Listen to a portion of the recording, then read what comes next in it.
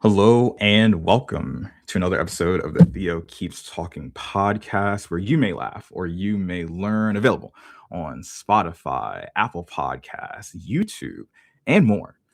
My name is Theo, and the most important question of the day: how are you all doing?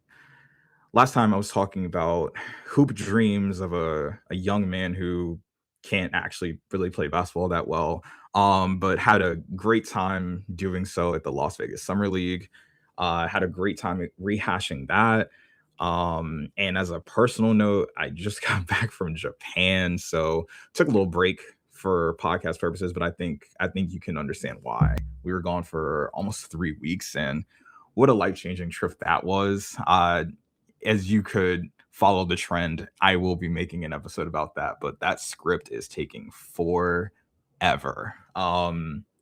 But today's a special one. We have our first guest since restarting the podcast. This is my first guest in almost 5 years. I have my friend Nika with me, and Nika, as our first guest of 2026, and in 5 years, say what's up to the people. Hey, how's everyone doing? I'm really honored to be here, Theo, to be your first guest in however many years. It's really exciting. But yeah, I'm excited to be here and to chat with you today. Heck yeah. Today for the recommendation section, I honestly don't know. My entire life has been Theo pretends to be Japanese for the last month now, and I there's not much more I can say about that. I restarted watching Invincible a little bit ago. The NBA playoffs are on, so that's really all that's been taking up my time. I've started, I guess as a little side note, I've started competing in competitive Pokemon, and I've actually have a lot of fun with it. I had my first official event last week, but yeah, nothing too crazy. Just gearing up for a Bruno Mars concert in the first week of May. Nice. Nothing too crazy. Nika, what you got going on? Well, I have a question about this competitive Pokemon that you Okay. mentioned. Is this like an in-person thing or is it like an app? Like I'm curious hmm about how that actually plays out in real life. Yeah, so the Pokemon video game has like it started out as like a pretty niche online community thing that had in-person events, but the events have just been growing in size every single year. I mean, as you know, and everyone who went to school with me knows, it's my whole personality outside of being a husband to Allie. Um, Yeah. but yeah, no, like they had an in-person event that was like at this game store about 3 minutes from my house. And they have events that like pretty frequently. And Mm. there was a new game that came out that's like really centered around like the competitive battling experience. And I got back from Japan and it's all I was doing. And I was like, okay, maybe just maybe you should try because I had been to an in-person like regional championship like 2 years ago and I thought it was really cool. And Ali was like, I think you should try. Like, I think you could actually do really good at like do really well at this. So I went and I actually did pretty well. Now, for I wouldn't say beginner's luck, but I've seen the people that play in like the DC area, and Yeah. let's be fair, one of the greatest, if not the greatest Pokemon player of all time lives in DC. So I Oh, know wow. that uh he if he There's were a to show up community. to an event, yeah, I would get bodied. But Mm. I had a grand time. Nice. That's cool. I've never heard of that before. So I'm glad you put yourself out there though. That's fun. Appreciate it. Okay, so I think for my recommendations, as the time we're recording this, Coachella weekend 2 just happened. So I feel like there's been a Mhm. lot of buzz in the media and a lot of music conversations out there. And I think the biggest one is definitely about Bieber. So, Bieber headlined both weekends. And I think all of the Bieber fever, Bieber nostalgia is coming back for everyone. I wasn't a huge Bieber fan growing up, but I don't know if it was just like he was so present in like when we were growing up that I feel like even though I didn't follow all of his music and haven't followed his trajectory, I feel like I still had this crazy nostalgia listening to all those old songs again. So I feel like nostalgia is definitely on the list, especially since, it's 2026 and people are talking about how it's like the summer of 2016 back again. So I feel like this upcoming summer is about to be an experience for all of us, for sure.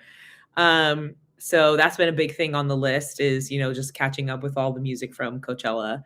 And then, speaking of music, and I think we have this, something that we can talk about more later, but Olivia Rodrigo just came out with a new song and I really loved her first album, Sour. Guts, I wasn't as into as I was the first album, but this song, Drop Dead, that she came out with, I don't know why it's compelling me so much, but I listened to it on repeat all day today. I don't know what's going on with me, but I feel like it's just a different sound. And I feel like it's something that we haven't maybe seen from her, but I'm excited. So I feel like I'd recommend people to check that one out if they like the pop girls. And yeah, I think the only other recommendation I have is I don't know why, and maybe this is not really a recommendation, but just something I've been doing lately. I've just been calling people brother. I don't know why. Like I'll be like in conversation with someone and I'm like, you know what, brother?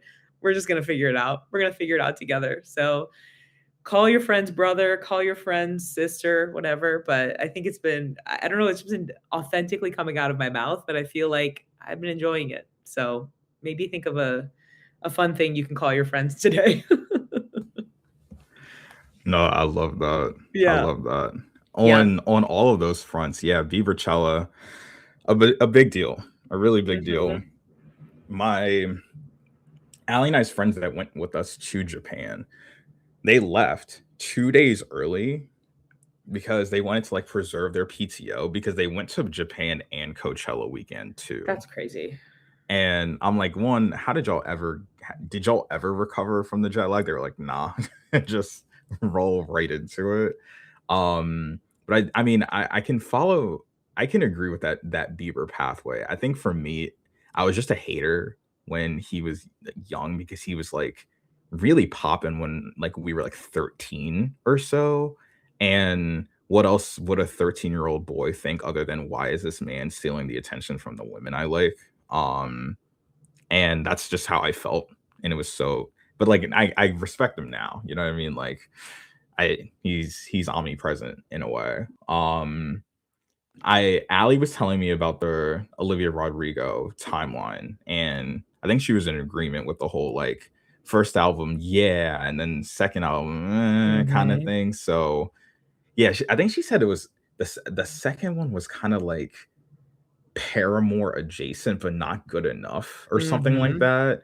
And I mean, listen, I know very little about the actual artistic merit of the pop girlies, as you know, and we'll get into Mhm. in a bit. But I keep my ear open to the streets. And listen, I think it's been good because in Philly being such a like Muslim city, like the fact that Mhm. so many people naturally like Habibi adjacent is brother, Yep. Mhm. and it does kind of just roll. Um, Allie's been calling me girl, just I like love that. like she'll be telling me something, she'll be like girl, and I'm like, uh-huh, and I'm like, Mhm. it's no big deal to me. No, I you should call your friend's brother. Like Yeah, it just rolls so well, and who could be offended? You know what I mean? Like I agree. I agree I love wholeheartedly. that. Mhm. Heck yeah. But as briefly mentioned, I know Nika because we went to undergrad together at Drexel University in Philadelphia. I'm not even sure what year we actually met. I really don't know in the grand scheme of things. It was at some point, but at least by senior year, it was like first name basis. I'm inviting Nika to literally everything. Mhm. Um, and it was interesting because when it comes down to it, you and I think naturally agree on a lot of things, even though we Mhm. never spent a lot of time like specifically together. It was like Yeah. always big groups, and it was just like, yeah, Mhm. I don't have to really confirm Nika's opinions on something. I'm like pretty sure we agree on this already. Um, but kind of leading into like the Drexel experience, I've talked about it before Mhm. and how I've felt as though Drexel is kind of uh it definitely isn't one size fits all. Mhm. Um But from your experience, your time at the Dragon Institution, what did Mhm. you think, and how do you feel like it went? Yeah, well, I agree with that, and I think also part of the reason we didn't spend a ton of time together until our senior year, I mean, like, we had met and we had a lot of mutual friends, is because of, I think, the structure of the school at the time. It's no longer that way, I think. I think they're doing some restructuring, but, at the time, we were on different cycles for co-op. So, while Theo was working, doing, like, a 6-month internship, I was in school, and then when Theo was in school, I was working. So we weren't taking classes at the same time for the majority of our time at school. And so, I think that also contributes a little to this like not one size fits all, like very specific type of academic experience that we had. That, truthfully, when I look back on it, I'm grateful for in some ways, in the sense that when we were graduating, I felt like everyone had a job. And I feel like that is not necessarily the case for most undergraduate institutions. And I think with that comes some trade offs, right? Like, we were a school that was very focused on professional development and very focused on job placement from the time that you start, right? You start very early having these conversations about interviewing and resumes and things like that.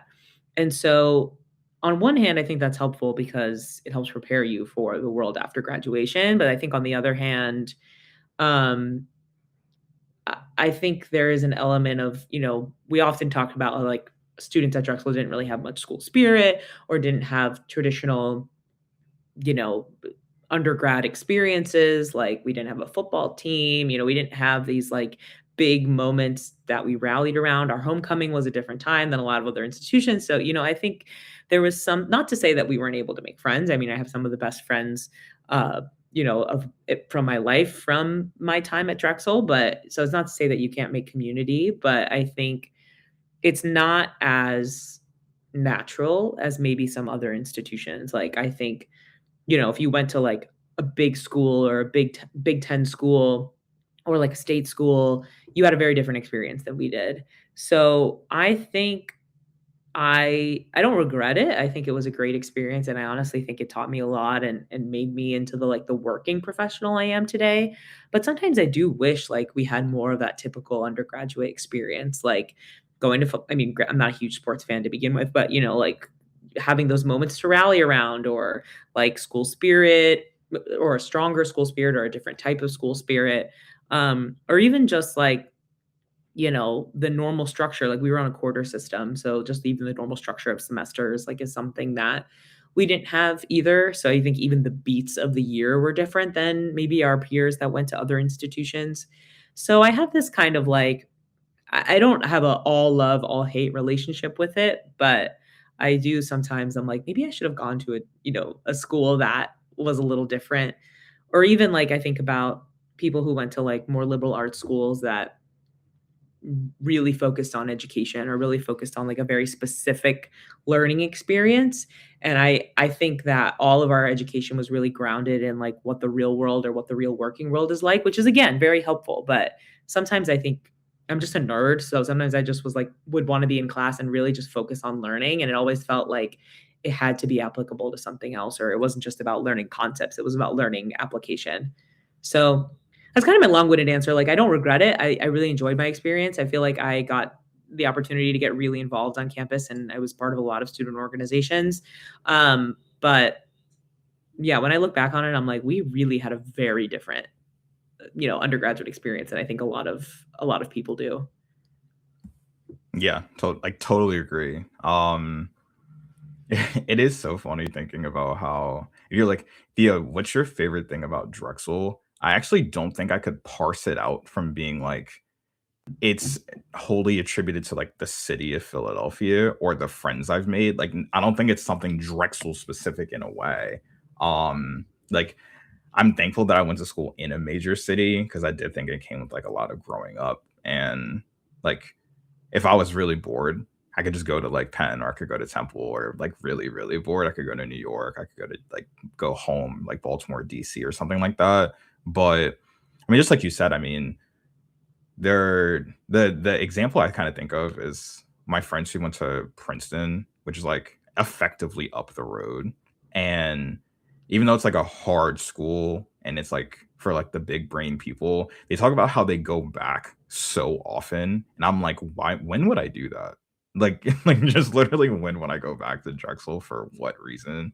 Um, and even at that, like the times I go, the people who still live in Philly that I meet up with, they're like sometimes we just want to go to like Kung Fu Tea or something, and that's like what we do because there's one Mhm. on campus now, which is so funny because sometimes you just don't want to fight the Chinatown parking to go to the other one. Mhm. But yeah, I was just like, yeah, football team, no. Vitus is like a year away for some reason. Like it's just so Mhm. far away from like what we got going on.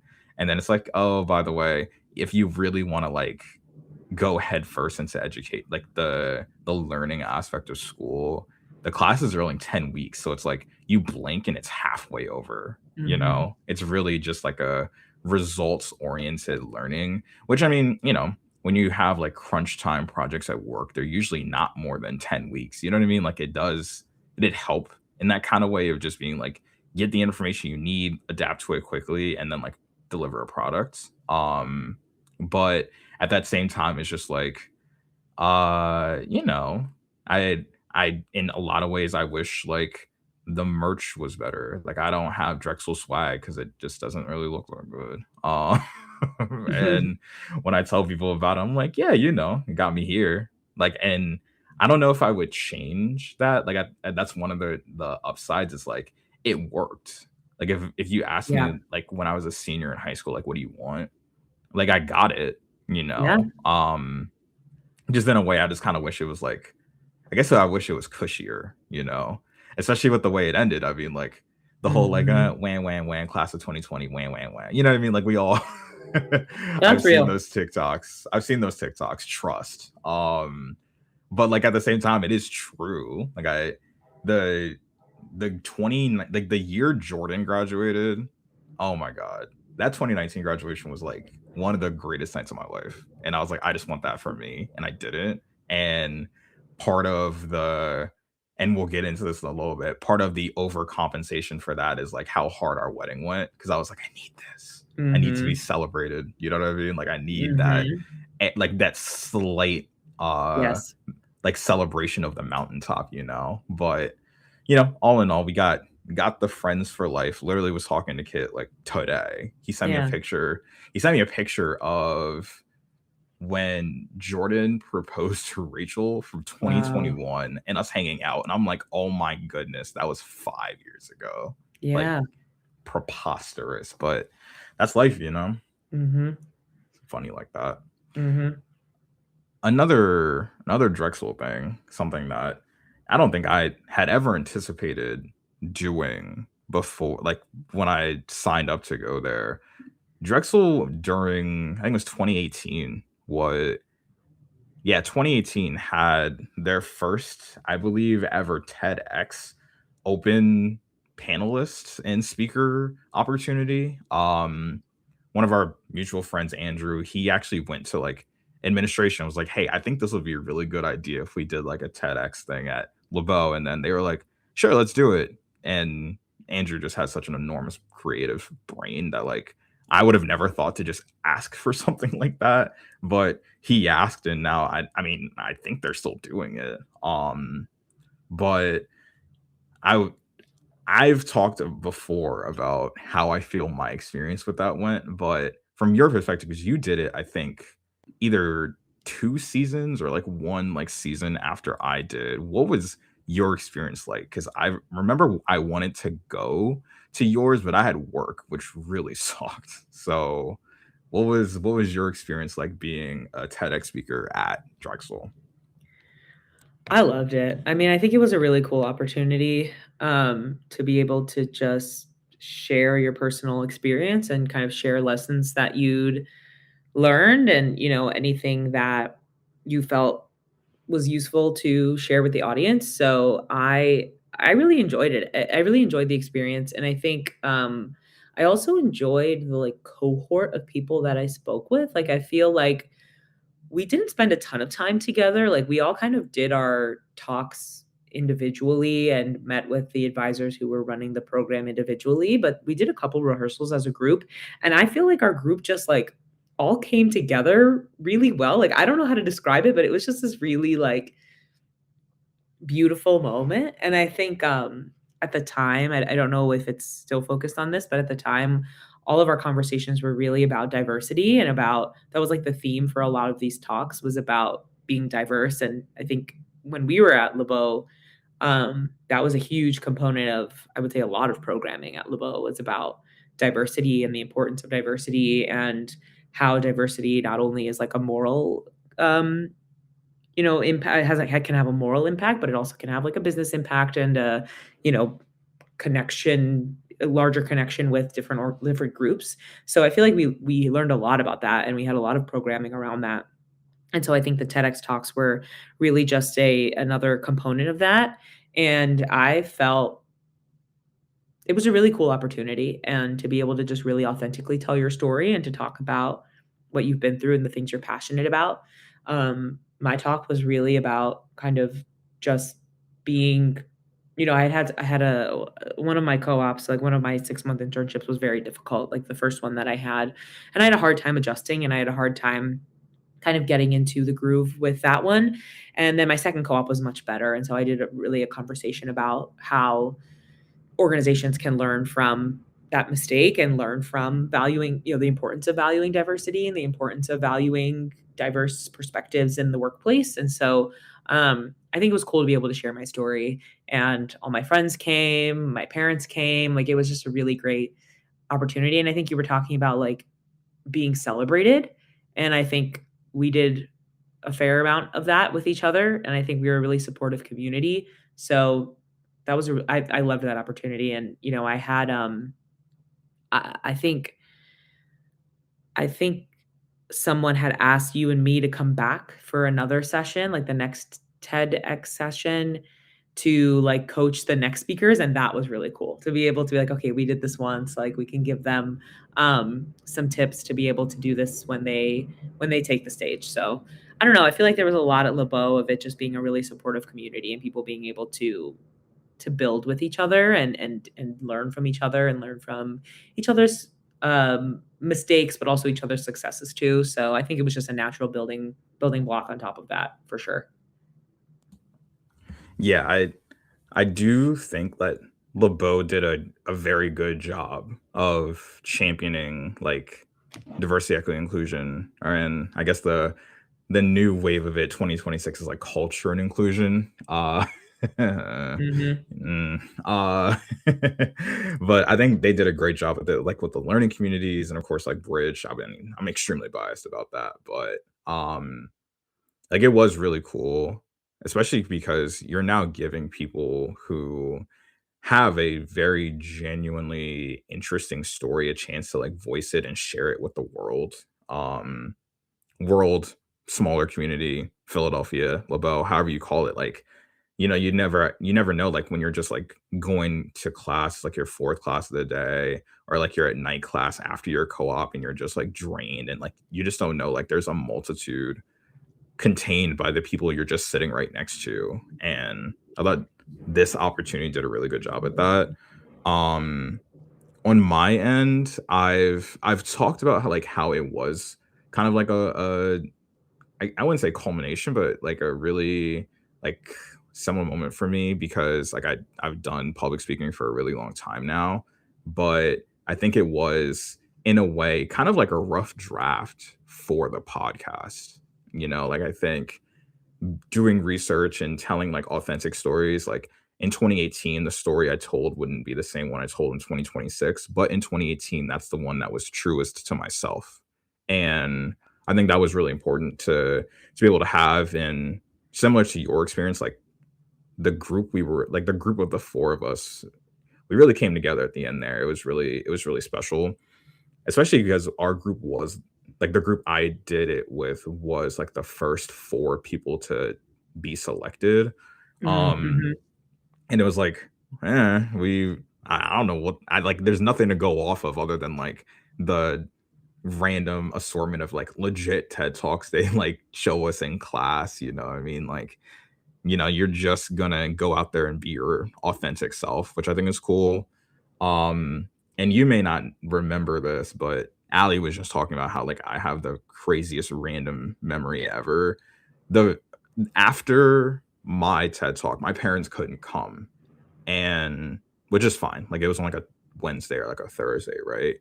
But you, me, and Rachel actually went out to get food after that, like immediately after. Um, you like the three of us, and maybe there's someone else, but I know at least the three of us went to Han Dynasty after. And like I Mm. remember, I don't know why that came back to me like an Mhm. hour ago, but I was like, Mhm. oh wait, yeah, we went to go get food, which was really cool.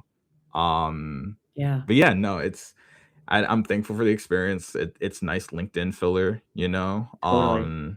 Like it's a nice little, but it doesn't come up nearly as often anymore because it's like that was an undergrad thing, and now I'm like a husband, you know what I mean? So Yeah, it's yeah. like, you know, it doesn't come up nearly as frequently. Some people just kind of like find it out about me, and then they're like, "You did that?" I'm like, yeah, Yeah. but Light work. you know, no, literally, like it just was what it was.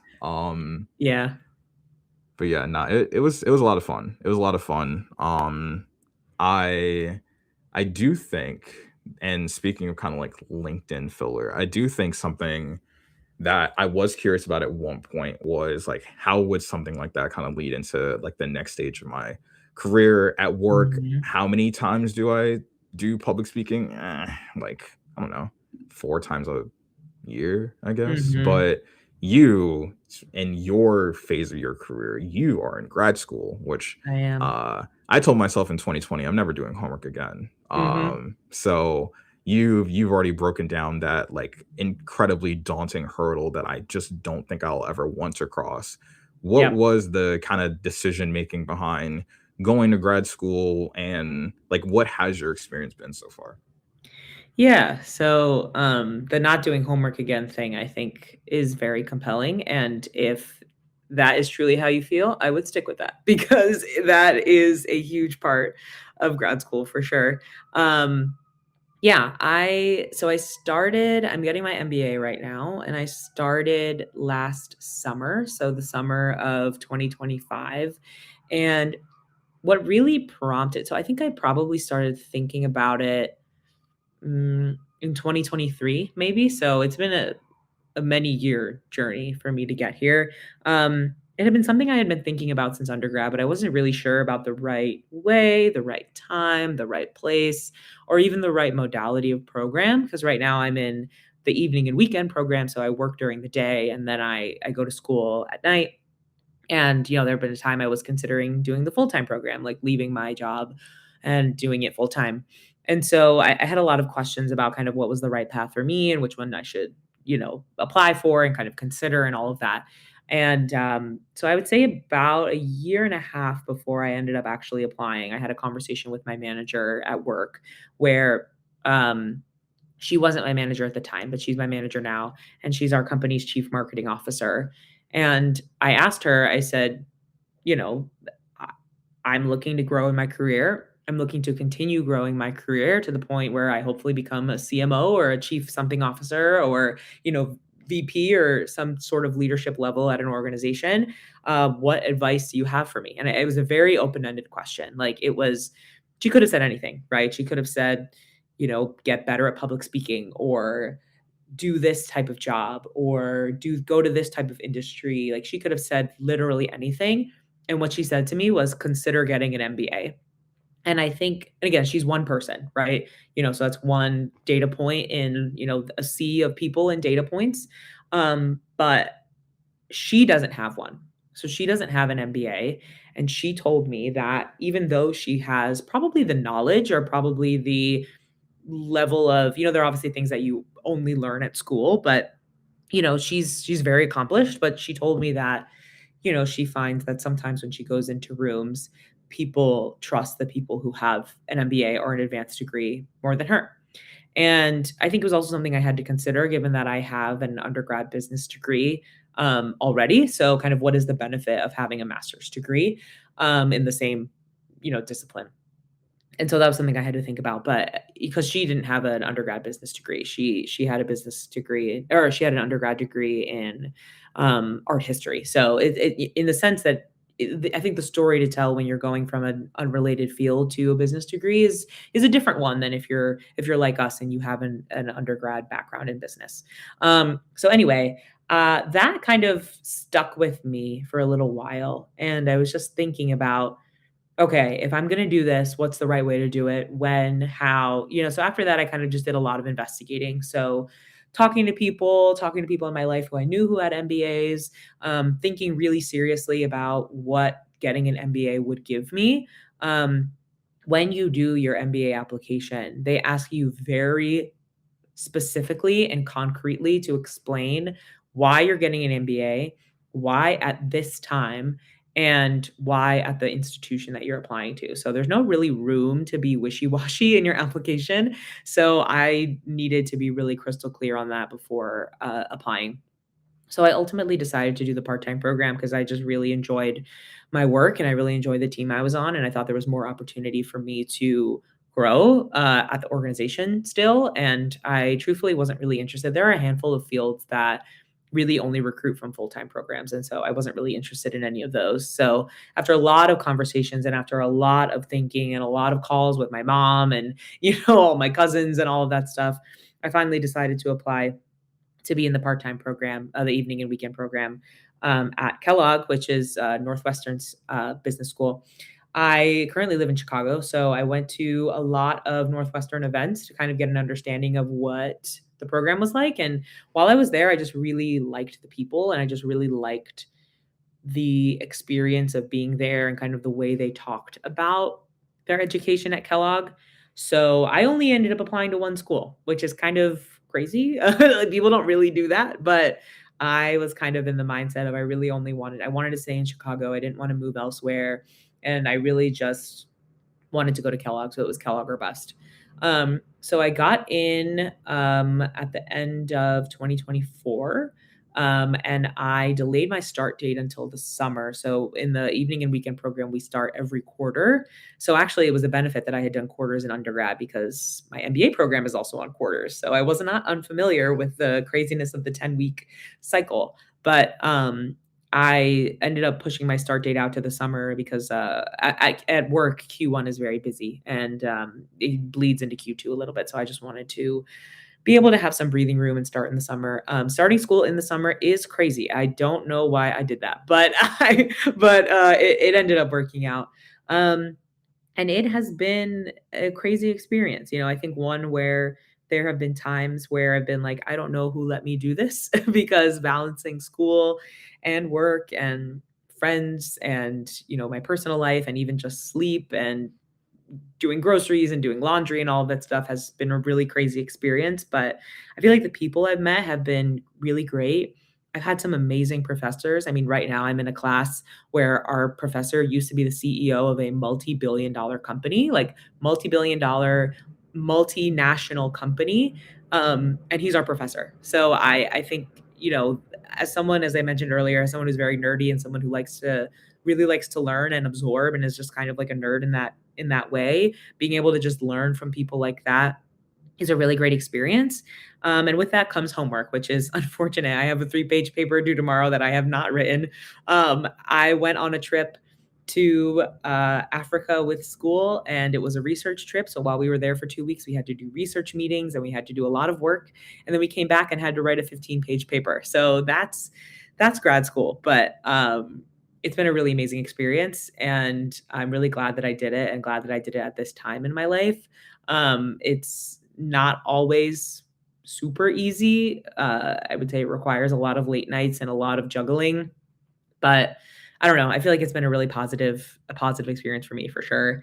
And making a lot of connections and doing a lot of learning. And I think it's also given me the opportunity to just forcing myself to think about my career and forcing myself to think about how to best leverage what I'm learning and the people I'm meeting and the opportunities I have to better my career. So it's been a whirlwind. But I'm almost at a year, which is nuts. I can't believe we're already here. But Yeah, so it's been crazy. It's been really crazy for sure.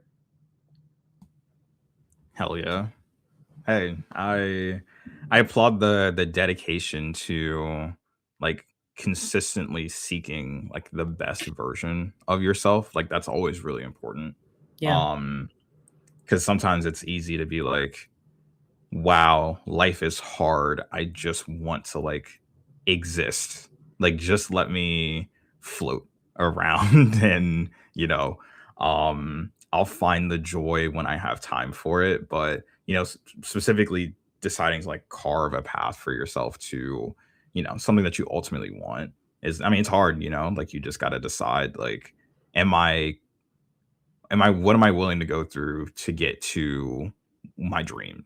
And sometimes though, what am I willing to go through is unfun, like just on a personal level. Like I got a new certification at work like beginning of last year, and I hated every night of studying for that thing. Like every single night. It took like 3 months to like kind of like legit nail, but I knew it was like incredibly important for me to do.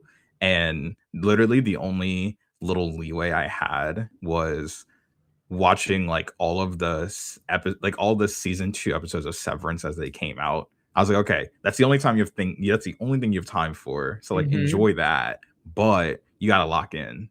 So it was like go to work, come home, study until you sleep, rinse, repeat, weekends, study 14 hours a day kind of thing.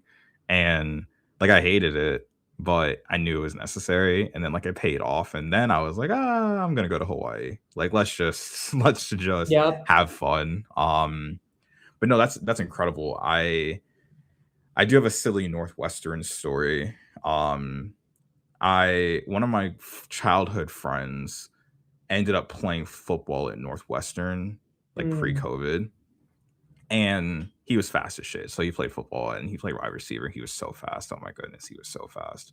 And ever since he like went there, there's like a like there's this NCAA football game where you can like choose your school, and I've chosen Northwestern like more times than not, like just because of that. So when I heard you were going to Northwestern, I was like, oh, that's so funny. Oh man. That's hilarious. But something about that, I know like we and don't really like talk about work at like on fun topics, but like Mhm. this is something I have been curious about just on an Mhm. individual level. I like you're at PHM, right? Yes. And you've like how is it communicating something that you necessarily haven't studied before? Because obviously like marketing is about communication and like Yeah. being clear, concise, getting the message across, right? But Mhm. in a way like you're like the direct shareholders of your business and your audience reside in a field that you did not go to school for, and by definition you still aren't going to school for, right? You're not studying anything medical related. How like how do you merge the skills you already have while also trying to like ascertain like how much do I actually need to know about like this medical jargon to make like to be a more effective communicator?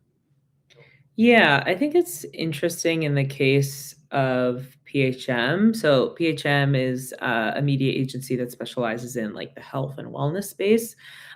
So our brand teams, so our teams that do client work, interface directly with these companies that are looking to connect and with, patient audiences, potentially healthcare professional audiences, depending on the client and the brand and all of that stuff. And, I think it's an interesting place to be. I think to also be candid, I come from a family of medical professionals.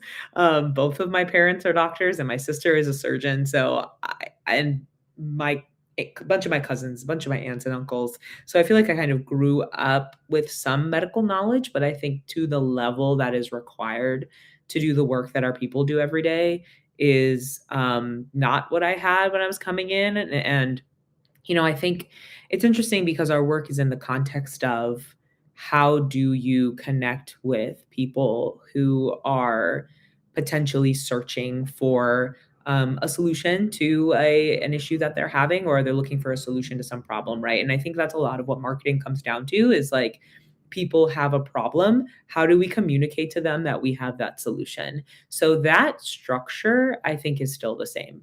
I think the modalities of how you reach that person, especially in an environment that in a lot of ways is regulated, right? Like when you are in the health space, there are different restrictions than if our clients were selling like consumer goods, or I don't know, if we were some other type of like, if our client was Ford, like if they were trying to buy cars or, something like that.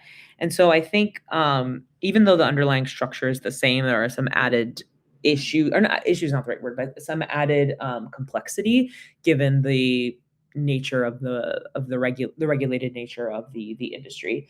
So I think there is a level of medical knowledge that you inherently gain from just being in the space. But I think also, our clients are marketers too. So the people who are on the other side of a lot of these conversations they're much deeper in their brands, their audiences, their clients, or their target audiences, of course, but they're marketers too. So I think in a way they speak a similar language, but I think something that our teams do a lot of work in is really understanding the patient journey and really understanding the customer journey of, how people, what are those key moments that people are looking for an answer, and how can you provide them the solutions that they're looking for.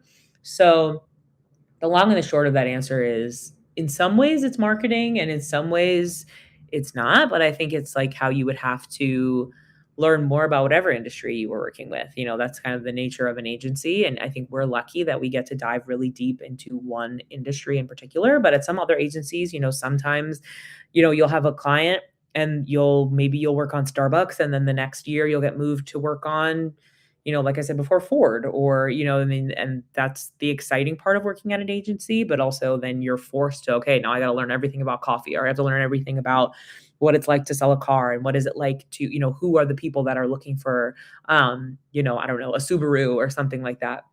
And what are those unique customer insights?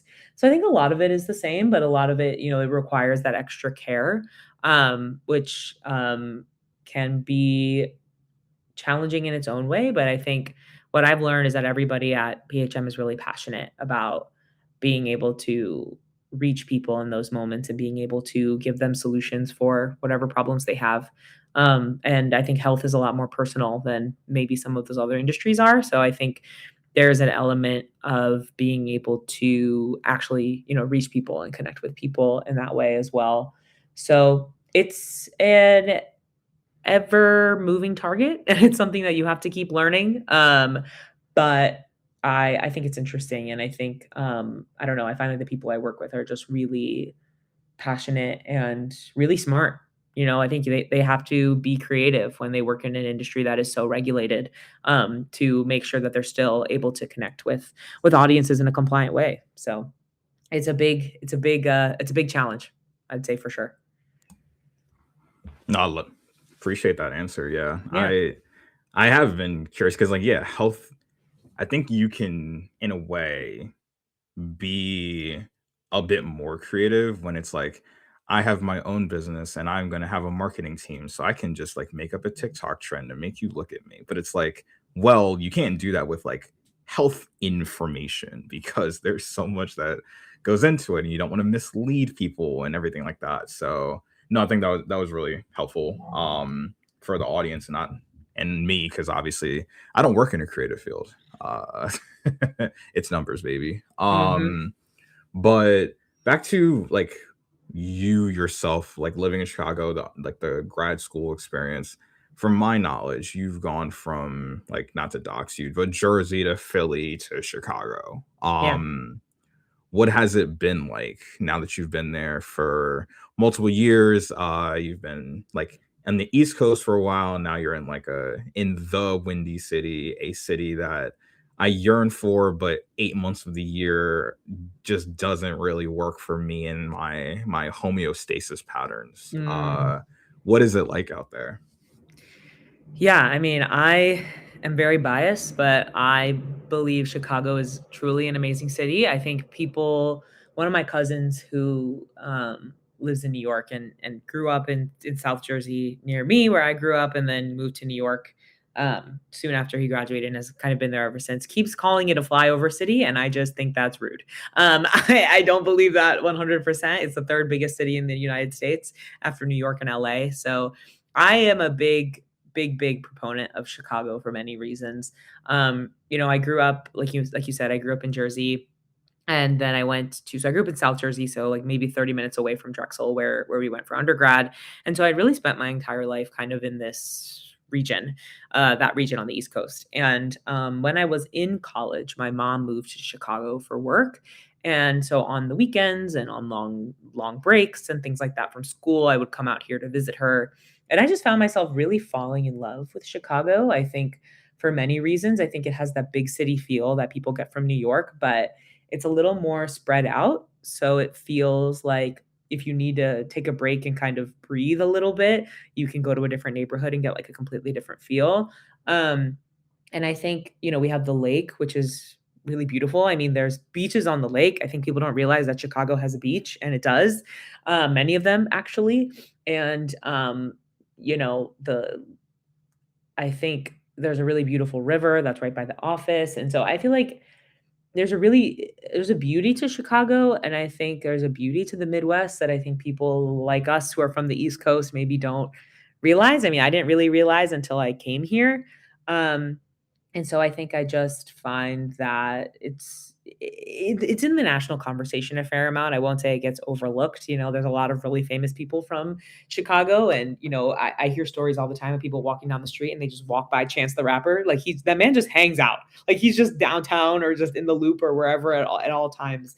But anyway, so Chicago's in the national conversation, so I won't say it's not. But I think it has a really, I don't know, charm to it, and I think it has a lot of different neighborhoods, and it was something that I just really wanted to try. I think Philly was a major city, but it's not like when you think about the big cities, like, I feel like a lot of people in their 20s have that moment of like, all right, I'm moving to the big city. And I think me moving to Chicago was mine. I think a lot of our friends moved to New York. A lot of our friends moved around a little bit to kind of try something new.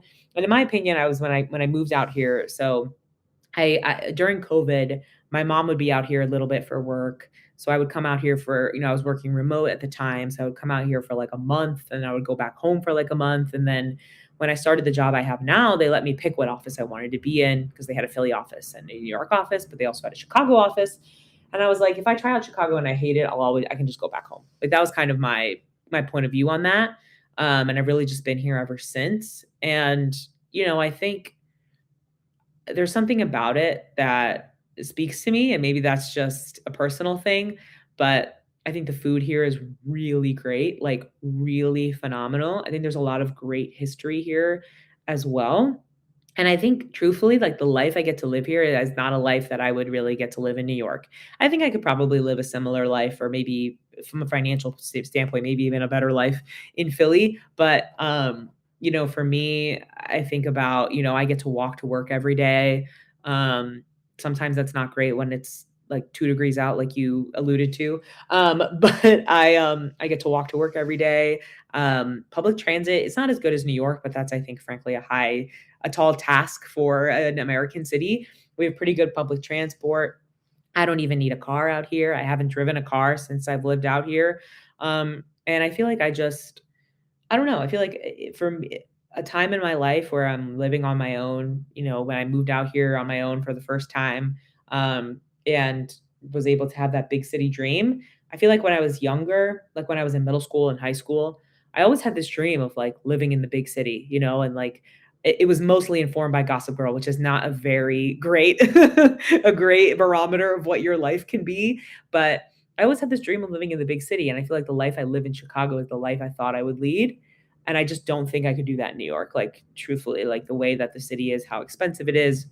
And not to knock New York. I love New York. Like, I'm literally going to be there next week for work. Like, I love it out there. But I think living there is a grind, and living there is rough. I think everybody goes through a period in their life where they try out that big city life and they see if it works for them. And so that's kind of what I'm doing now in Chicago. But Yeah, I'm a huge proponent. I just feel like people, especially from where we're from, don't think about it, but then once they get out here, they're like, "Wait, I didn't realize it had a beach. I didn't realize it was so beautiful. I didn't realize it had," and it has its problems. Like every big city, it has its problems. Like I won't say it doesn't, but I just have a very idealized view of it. I think, and I always forget when I'm out here, I always forget to tell people that I'm from the East Coast because I feel like honestly, I feel like the way I move, I'm like, you should be able to tell I'm from the East Coast. You should be able to tell I grew up where I grew up. But yeah, I've had a bunch of people at work be like, "Oh, I just like assumed you were from here." And I was like, "No, I'm from Jersey. Like I'm from the East Coast for sure. I'm not from here. You guys better recognize where I'm from." So I still have a lot of pride for being part of the East Coast, and I feel like one day I'll go back.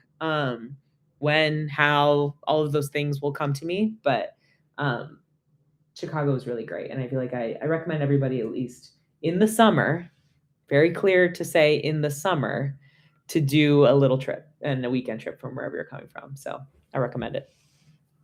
Oh yeah. I mean, I've been telling you. I think if we're going on year 6 of me telling you I'm going to go to Chicago this year. Yeah. And this year, believe it or not, I have like a more concrete reason than not. Mm. My mother-in-law's doctoral ceremony, graduation, whatever you call it, becoming a doctor, is in Chicago this year. Um, she gets Wow. awarded being a doctor officially this like late in the summer. Um, and she's gonna go into teaching. She really loves teaching. And she's been like like she is a genius. It's insane. We don't need WebMD for anything. We just like go like, "Hey mom, what's happening to me?" And like she generally has the answer. Like our entire family asks her stuff, which is so crazy. I'm Wow. sure you know from like, your family. Yeah. But yeah, like I now I know I've been saying this for a minute, but this year it's actually gonna happen. Oh, So yes.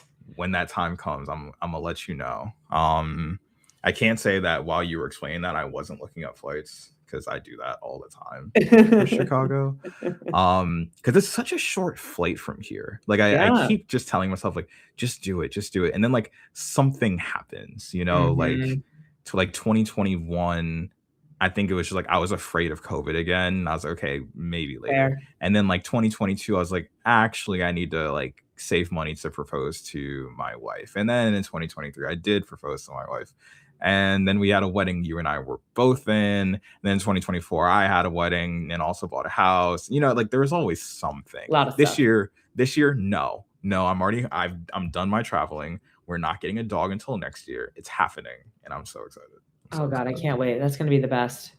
The Oh best. We're man. gonna eat all the great food, all the good food. Uh I have of all the cities in the US that I like between like let's call them like let's remove Philly and like Yeah. home, like places I haven't lived. Of all the cities in the US, Chicago actually has like own like I have a list of places to eat that's bigger than LA, which I've actually been to, bigger than Mhm. San Diego, which I've actually been to, bigger than SF, which I've been to, bigger than Texas, bigger than Florida, and like it's almost equivalent in size to New York. I'm like, the food here looks serious, so I'm We take ready. it serious here. We take food serious here, and I feel like it's probably just me posting everywhere I go on my Instagram story, and you're like, "Okay, ad. I Okay, need that ad. though. Okay, It's ad." yeah. Listen, I think I actually have to do a better job of gatekeeping. Like, sorry, I have to do better with not gatekeeping the stuff I like here Mm, because I don't know if you remember this, but um I think it was like 2019 or so. Elizabeth said it was either her or one of her friends was driving through Maryland and said, "Wow, there's nothing here," and I almost like crashed out. I was like, "You can't be serious. There's no way that's Oh, the conclusion no. you reached."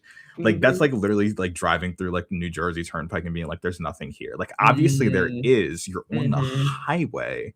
There's not going Mhm. to be a Simon property mall right Right. next to the highway. That's silly. You know what I mean? Mhm. Right. Um, so like I think I flew I either landed in Chicago or oh no, we flew directly over Chicago to get to Japan. And I was like, ah, there it is. It Yeah. only took an hour to get here. Like we Yeah, were it's not flying bad. fast. And I'm like, oh my God, Mhm. that's my future. Mhm. But outside of it being the city I yearn for the most, Yeah. that is in the United States. Something totally different. And in advance, I'm just gonna give you I'm giving you your first award of the podcast. Miss Nika, you have not only one Instagram and you're a social media and marketing professional, but you have a Finstagram. I do. And I would bestow upon you the honor of being the best Finsta I follow. Um, I actually don't even think there's a close second place. Like it's far. It's not. It's a runaway, unanimous, if you will. Um, Talk to me about one, when it started. Two, how do you determine what's Finsta worthy versus like Instagram close friends versus just like what's the stratification of what content goes on the Finsta? So that's the biggest honor of my life. I feel like to me, my Finsta is like part journal, part art, part expression. Like, and I think it's taken on a lot of different forms over the years. Like when you said, when did it start? I just started scrolling because I was like, when did it start? And also, I'm dumb. And I once made a recurring calendar invite on my calendar called Finsta Anniversary, but I wrote, because I'm dumb, I wrote 1 year Finsta anniversary, but made it recurring. So every year it just says 1 year. And I'm like, that is not accurate. Like that, I should have just put the year in there so that I could know when it was. So anyway, I just scrolled all the way back, which took this whole time that these last 5 minutes or whatever that we've been talking about it. So, I started it on February 6th, 2017. And my birthday is February 1st. So this was 5 days after my birthday in 2017. So I don't know what that means, what I was doing at that time. But it's actually the photo that is my profile photo on there is the first photo I posted on there, which is of me in my dorm my sophomore year with a huge bag of flavor blasted goldfish. And it's just a photo of just me. And you can see my closet behind me. And it has like my Tide Pods, all of my shirts, whatever. And it's me holding a bag of flavor blasted goldfish. And the caption just says iconic. And that's it. And that's it. And that is really what my Finsta started, was really just any thought I had, I was posting it on there. Like there were times I posted 4 times a day on the feed of my Finsta, because I can't remember when stories came out, but we used to post on the feed way more often than we do now. Like I feel like people just do the stories more than anything else. But yeah, I just would literally post anything, anything on there. Like I posted a picture of my calendar and wrote, "Is Thursday trying to kill me?" Like, and all there was on Thursday was that I had a test, homework, a paper, and an interview. Like that's not even really that much. I was just being too dramatic. But anyway, I feel like I would just post literally anything I thought, selfies of myself, screenshots from random things. That's how it kind of started. And then I think it started to gain some lore among our friend group, among our friends, and it kind of became something that people would reference, or if I posted about it, like people would, people knew about the Finsta. So as I've gotten older, I've definitely posted on there less frequently than I used to, but it was a lot of screenshots of text. Like if I had a really funny text exchange with one of our friends, I would screenshot it, post it, and then tag everybody in it. And so that was fun. And it's literally become like between me, Elizabeth, and Avantika, like the three of us have group chat. And every time I post, and I usually tag them in it because we're just talking 24/7, they'll come to the chat and be like, "Oh my God, Nika's posted. We have to talk about it." And I'm like, guys, this is a lot of pressure. Like I got all these adoring fans. Like this is a lot of pressure. But anyway, I think so my normal process, so how the Finsta has changed now is, before I used to just post like whatever I was thinking, usually one photo and a caption, and just like send it. Now what I do is I do more, because as my life has gotten busier, I find there are things that I would like to post, but I just like screenshot it or take a photo of it and then I forget about it. So what I started doing, and I can't remember when I started, but maybe a couple years ago now, I started doing roundups of like things that I thought were interesting. So if there was like TikToks that I thought were interesting, texts that I thought were interesting, screenshots of things, like whatever. Like if I'm reading an article that I think has something funny in it or something stupid in it, like I just screenshot it. And what I started doing was kind of just compiling them over time and then making a roundup of, and I used to do them weekly. And then, as I've gotten older and I've gotten busier, I don't do them that frequently anymore. But I think to your question about what's Finsta worthy or not, I don't really post on close friends that often. Honestly, I feel like my Finsta is my close friends. And I feel like if I put something on my story, it's probably because I'm okay with the general, like everybody I follow seeing it, everybody that follows me seeing it. And so I feel like if I want something to be close friends, it's probably going on the Finsta.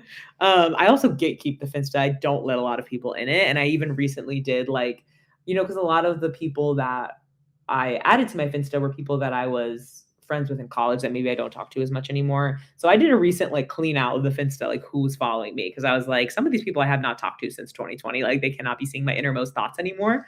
But what I do is I usually just screenshot stuff that I find interesting over time, whatever. I'll download TikToks to include as part of it. And then I just add them to my favorites on my phone. And then it truly is like a when I feel like it. Like it is really a feeling. And there have been times, there are multiple screenshots of things, multiple downloaded TikToks of things that I fully intended to put into a Finsta roundup and just never made it there because the time just passed. Like the moment of talking about this thing was gone and I didn't talk about it. And so it's not relevant anymore. And so when I usually feel like, okay, I'm going to post something, what I'll usually do is I'll go back through my favorites or I'll go back through my recent photos. And I usually try to, I know Instagram has recently upped the amount of pictures that you can put in a carousel, but it used to be just 10. So you could only put like 10 things in a post at a time. And so honestly, that was a great like limiting factor for me in the sense that, okay, I only have 10 posts, 10 photos. So I got to pick the 10 best ones. And I feel like I still keep to that a little bit. Sometimes I'll go a little over and do maybe 12, but I try not to keep them too crazy long. But then what I'll do is for each photo, I'll add a caption for each one. So the captions are crazy long on my Finsta because it's like, okay, for this one photo, I'm saying this. For the second photo, I'm saying this. For the third photo, I'm saying that. But it's usually a mix of like screenshots, random things, just any ideas I have. So like, for example, this most recent one, which I posted on February 19th, which again tells you how my life is going because it's been 2 months since I posted on the Finsta. But the caption starts with "Greetings, loved ones," which is one of my favorite ways to start a caption or anything because it's just an iconic reference. And the first photo was I bought a heart-shaped pizza for my mom and I to eat during the Super Bowl, and I don't regret it. And then it's just a photo of the heart-shaped pizza. So it's just like stuff like that, like just any feeling I'm having, I'll do. Or like I just scrolled a little bit, and the fourth one was a TikTok that was about Bridgerton because Bridgerton season 4 must have just come out, or maybe the first half of season 4 had just come out, and somebody took a bunch of clips from Bridgerton episodes, a bunch of different seasons of kind of essentially women yelling at men, and over the song "Walk 'Em Like a Dog." And so I just went, "Where is my man who will just follow me around?"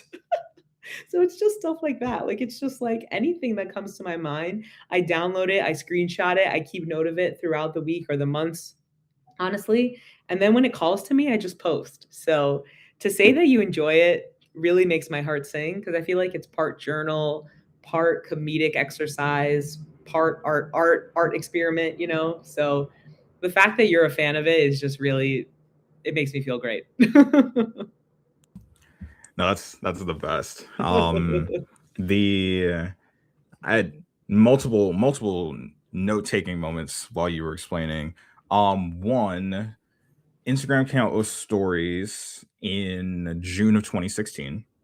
I remember because, or maybe it was May 2016, but I remember because so many of us were like, no one's going to use this, just add me on Snapchat. And now Snapchat is dead to people like over 17 years old. At least to me. I don't know how y'all get down in Chicago, but I literally just keep an active streak with Allie for the bit, I think it's like 7 years to this point, and that's literally it. Like, we even kept it up during Japan, which I thought was going to be what killed it.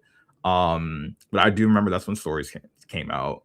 I'm on your Finsta twice, and I do think part of it was like the one that like really really gets me is like the one where I'm like taking the picture of font because I think part of the undergrad experience that I do kind of miss was like I was just acting up with no consequences. Mhm. And there are so many consequences these days.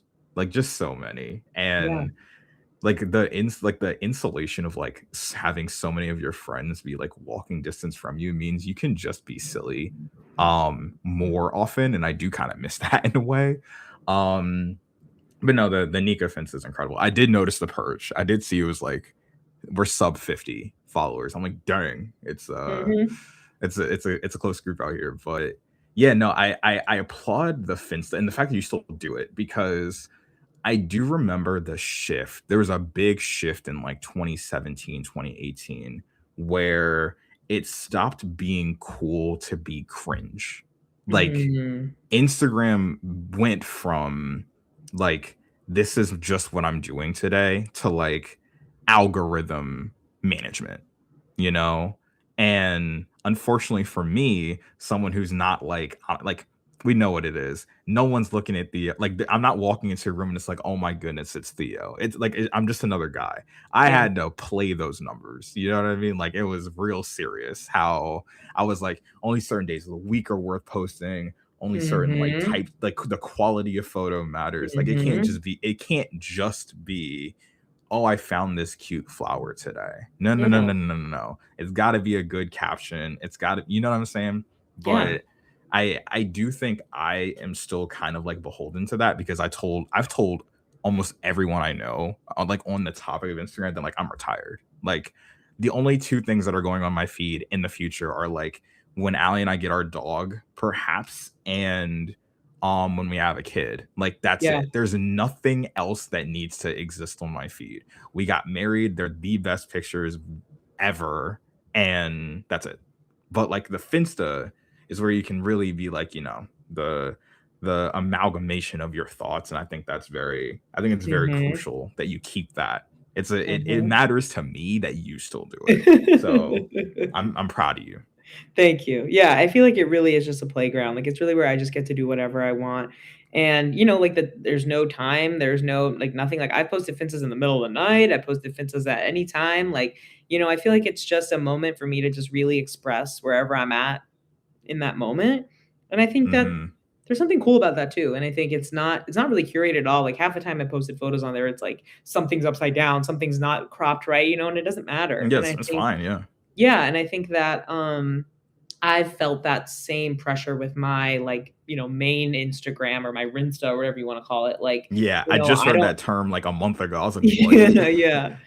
Yeah, and I don't post on the feed there at all, really. I mostly post on stories, and even then, I don't even do it that much. Like, I feel like I used to care so much about what I posted on my stories and, like, making sure people were tagged, making sure the places were tagged, and I think part of it was an exercise in just, like, "Oh, I want people to see, like, really how cool my life is." And now Hmm. I'm kinda like, "Whatever." Like, I think frankly, like, I don't have that energy to keep up with that anymore. Like, there's so many things going on. Like, I'm trying to like actually live my life. And honestly, I've been thinking a lot about being less digital and more analog. Like, you know, just going outside and reading a book or spending more time away from my phone. And so I feel like the times in my life where I've been so sucked into that online environment in a negative way, I feel like have been really detrimental. And so I feel like having a place where you can just, whatever that is, you can just express yourself with really no judgment, which is great. Like, I feel like I never am posting on there being like, oh, I wonder what blah blah is going to think about this. Like, it's, everybody who's on there is like, is down for the rodeo. They're down for the game of whatever the Finsta is. So it's crucial. And I feel like everybody should figure out what that is for them, whatever form of expression or form of like just being yourself. And even if it doesn't have to be online, be real life, but everybody needs that space for a moment. No, truly, we really do. Mhm. And also to the last thought on this was that I I don't know, I think it was last summer, started saying greetings loved ones in my like teams messages on work, and people weren't getting it, and I was so I upset. hate that. That would So make me so like the fact that you just mentioned it and I like looked it up, I'm like, thank God, somebody, mad. somebody. I'm like, you mean like arguably the most spoken about music video of like that decade outside of like Wrecking Ball, perhaps. like you just don't know, what Snoop Dogg said. That's crazy. It's That's insane. like what? Yeah. Oh my god. Oh my god. But yeah, so more silly things. This, Mhm. I knew I knew I was only going to talk about this with you.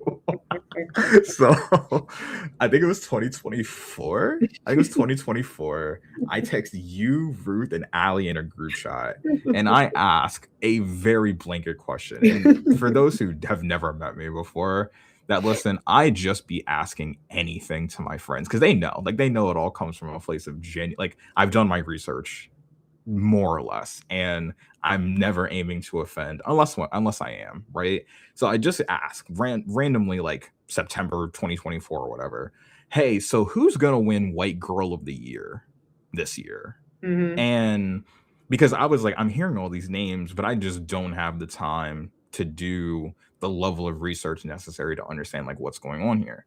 And I was thus informed, and this is like both comedy and the perception of race at the same time. I was thus informed that Charlie XCX is half Indian. And I was like, Mhm. oh, okay, Mhm. okay, Theo, let's do a little more research, you know what I'm saying? Like before you just start pulling up from half court, like Charlie XCX White Girl of the Year. But I do you remember where you were when I asked you this question? And have you been tracking who could be White Girl of the Year for each year? Because I think if I had to call it early, I think Zara Yeah. Larson's kind of on a run this year, if I had to say. But Yeah. I don't know. I don't know. Yeah. Well, so I don't remember where I was, but I do remember this conversation. And I do think it's interesting that, yes, Charlie is half Indian, and I think we shouldn't disregard that. But I feel like people don't really read her that way. So I feel like her being part of the conversation of like X pop star of the year or whatever, I think is valid. But yeah, I do agree with you that I feel like Zara Larson is really having a moment right now, and I love that it was all prompted by, I mean, she's been a singer for a long time. Like I remember listening to some of her music in college. But her like whole renaissance or like resurgence is literally from a meme. Like it's from a meme of people being like, when I listen to Zara Larson, it feels like this. And it was like a Lisa Frank, like dolphins jumping out of the water. And then she did her whole rebrand around that. And now Oh, people are like, that's how we got here. yes, that's how we got here. And like she was already an artist before. Like it's not like she was doing nothing and then, rose to stardom.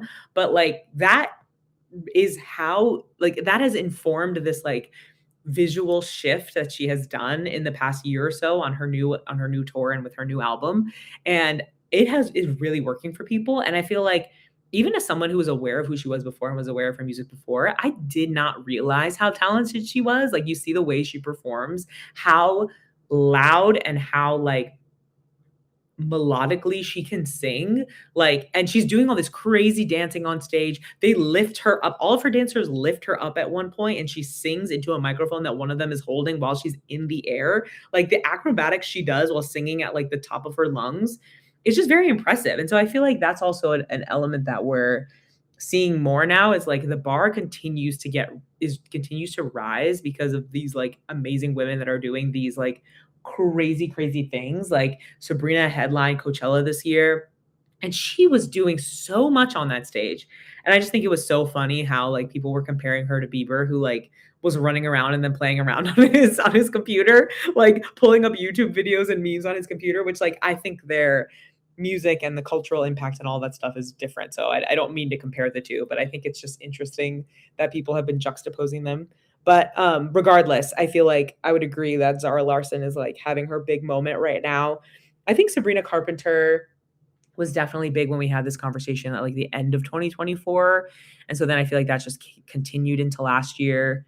I think Olivia is also not, she's half Filipino. So I think Olivia is maybe part of the Charlie group that's like part of this group, but not necessarily 100%. I feel like she was having her moment when she was touring Guts for such a long time. But yeah, I would agree. I feel like, we're only in April, so who knows what'll happen the rest of the year, but I feel like Zara's having a good run for sure. I do think part of what I could do with my free time, because I don't know, like you may not know this, but once you're like married and own a house, like you just start amassing free time because it's like there's nothing else I need to really pursue. Oh, Um interesting. it's just like my like Saturday and Sunday. It's like I play in a basketball, like sometimes play in a basketball league, sometimes just pick up, and then I see my friends, and then it's just like here's this time I used to bed rot, but I could use it for like creative expression. And I've been filling it with like competitive Pokemon, but like I also fill it with podcast time. But I've been doing so much just storytelling that I haven't done so much research. And I do think part of the fun could be like who won White Girl of the Year every year since I was born, Mm, you know? Because like just in a like on a rough blanket sense, I'm just like I feel like there was like a large like Britney Spears dynasty that kind of like totally.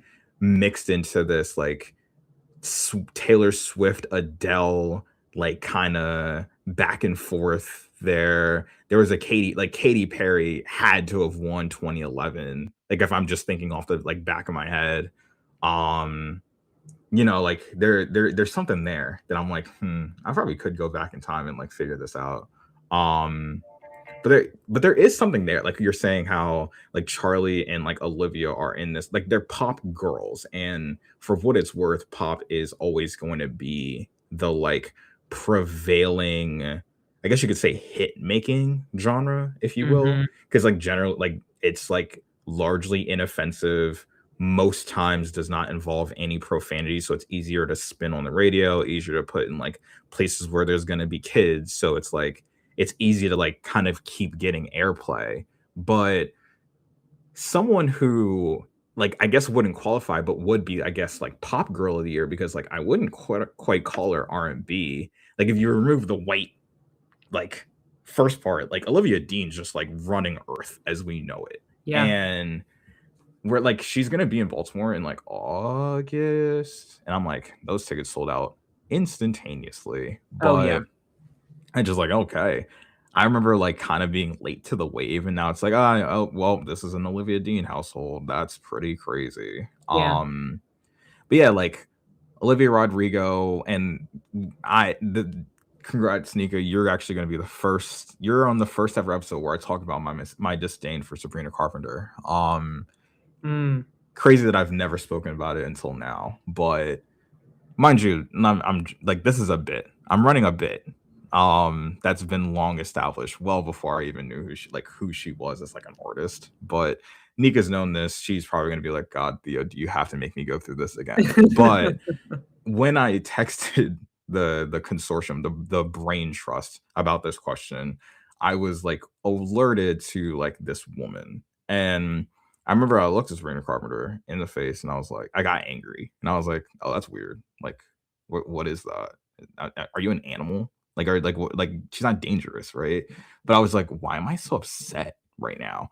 And like I asked Allie, I'm like, hey, every time I see this like woman's face, I get angry. Like, what is this? And she tells me, she's like, oh, do you remember the movie The Hate You Give? And I was like, yeah, yeah, yeah. She goes, she plays like the racist classmate in The Hate You Give. And I was like, oh, I see it now. And I think she played her role little too well, because now I just won't get over it.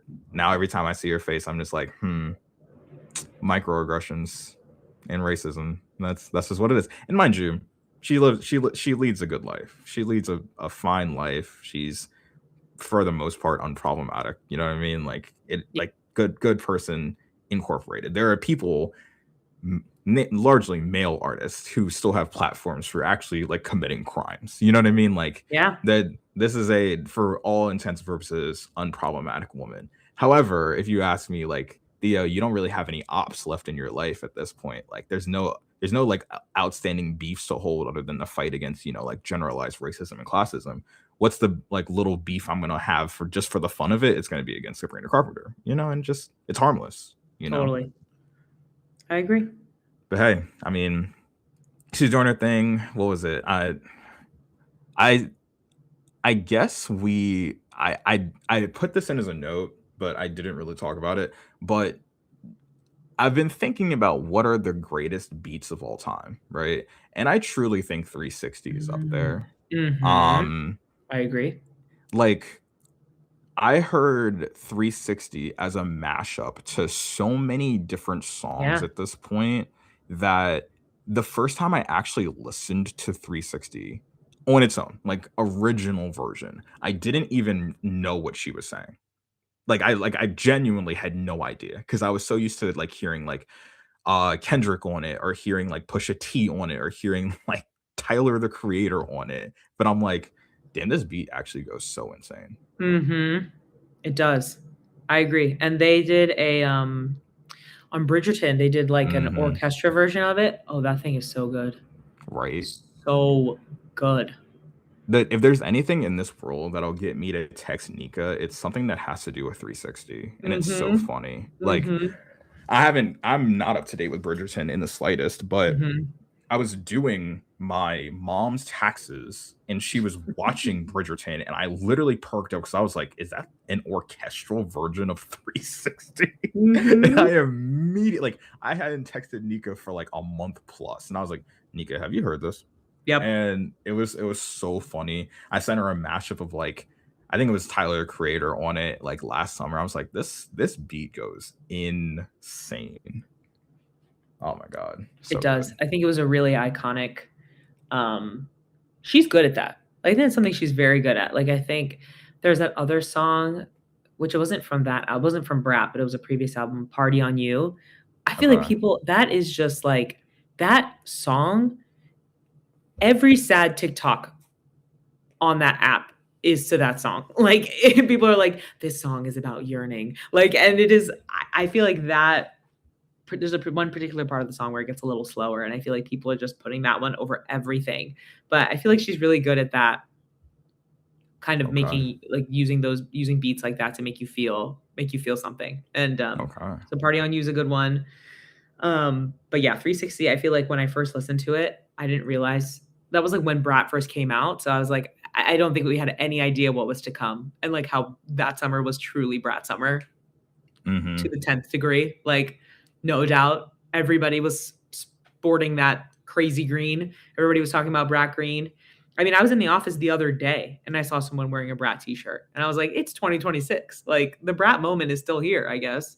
But yeah, Yeah, I was like, if Brat can like you're talking about such an enormous cultural year because you're yeah, talking still like the remnants of Kendrick beating Drake into a pulp mm, and Brat Summer happening at the same time. So it's like almost everyone gets a little something out of this, you yeah, know? It's like I was like, I'm if Brat can reach me, and the last time I had listened, like consciously listened to and had been aware of Charlie XCX was Fancy with Iggy Azalea.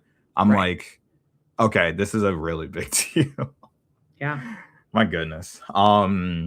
So something that came up, and I couldn't even participate in this conversation when it came up, and now I can. Well, partially because I still haven't finished Onyx Storm because I'm a fraud. Um, but a while ago, you, Ruth, and Allie were like we were all together, and you were talking about Fourth Wing, yep, and specifically we were talking about Zayden Ryerson, and I knew the first like I knew nothing about these books, nothing at all. I was so new to like even like conceptualizing what romanticy was. All I knew was that Zayden Ryerson is like the most light skinned name I've ever heard in my life. I was yes, like, you mean that like Zayden? And I'm like, who's the author? This is just this white woman just happened to come up with like the ultimate like white mom, black father kid's name, like ever. And I'm like, yep, this is actual insanity. yep, Um, so like end of the year before, end of 2024, I actually started getting into the books. I actually read like Fourth Wing because like I liked Hunger Games, I liked yeah, Game of Thrones. It's a nice little like mix of the two with a little spice, of course. Um, and then I finished the second book of why it's like escaping my name. The name is escaping me is beyond me. But I finished the second book in like 2 days. Like I was hmm, flying through oh that. yeah, And then I specifically finished it because Ruth was in Maryland and we were going to see like go get brunch with her. And I was like, I need to finish this before we see her. So like I can talk about this. yep, Um and then we go to a Rebecca Yaros event for the book, right? She's actually like in she was in Philly doing like a tour signing for Onyx Storm, doing promo and everything. We go, we get signed, like Allie and I each get signed copies. She like did a pre-order, like Amazon exclusive pre-order. There was like a Barnes and Noble exclusive pre-order. At one point we had 5 copies of this book, like just Oh, so many wow. of them, and 2 of them were signed. It was a whole thing, right? And that was in January of 2025.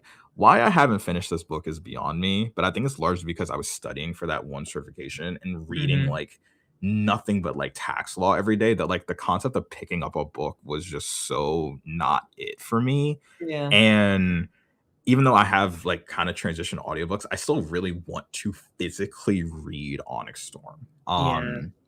But just in like the grander scheme of things, a 29-year-old man, married to a romanticy expert, I know I know what's happening here. I know like the whole syntax of the books. It's like it's a blank of blank and blank. You know what I mean? Like all Yep. the books are like that. Mhm. Um, Tell me, like, from your perspective, like the introduction from yourself, like to of romanticy to you, how high up is Zayden Ryerson on the male protagonist list for you? And what else are you reading and looking forward to this year?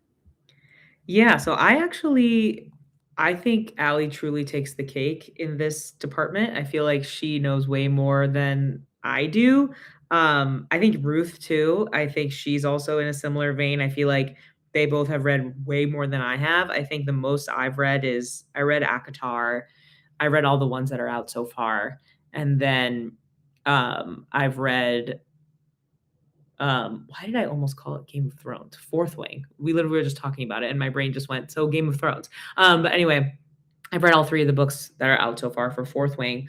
And I don't blame you for taking your time with Onyx Storm. I also took my time with Onyx Storm. It's just huge. Like the books are just so hefty and like they're great and they're really engaging. And obviously there's a lot there to read, but it can be really it can be a little intense to get through all of those pages. But yeah, I would say I think I've always been a big reader since I was younger, like since I was little. Like I was always into reading. My mom I have pretty bad eyesight, and my mom always says it's because I would just stay up late at night reading books under the covers, and she would tell me to go to sleep, and I just literally wouldn't.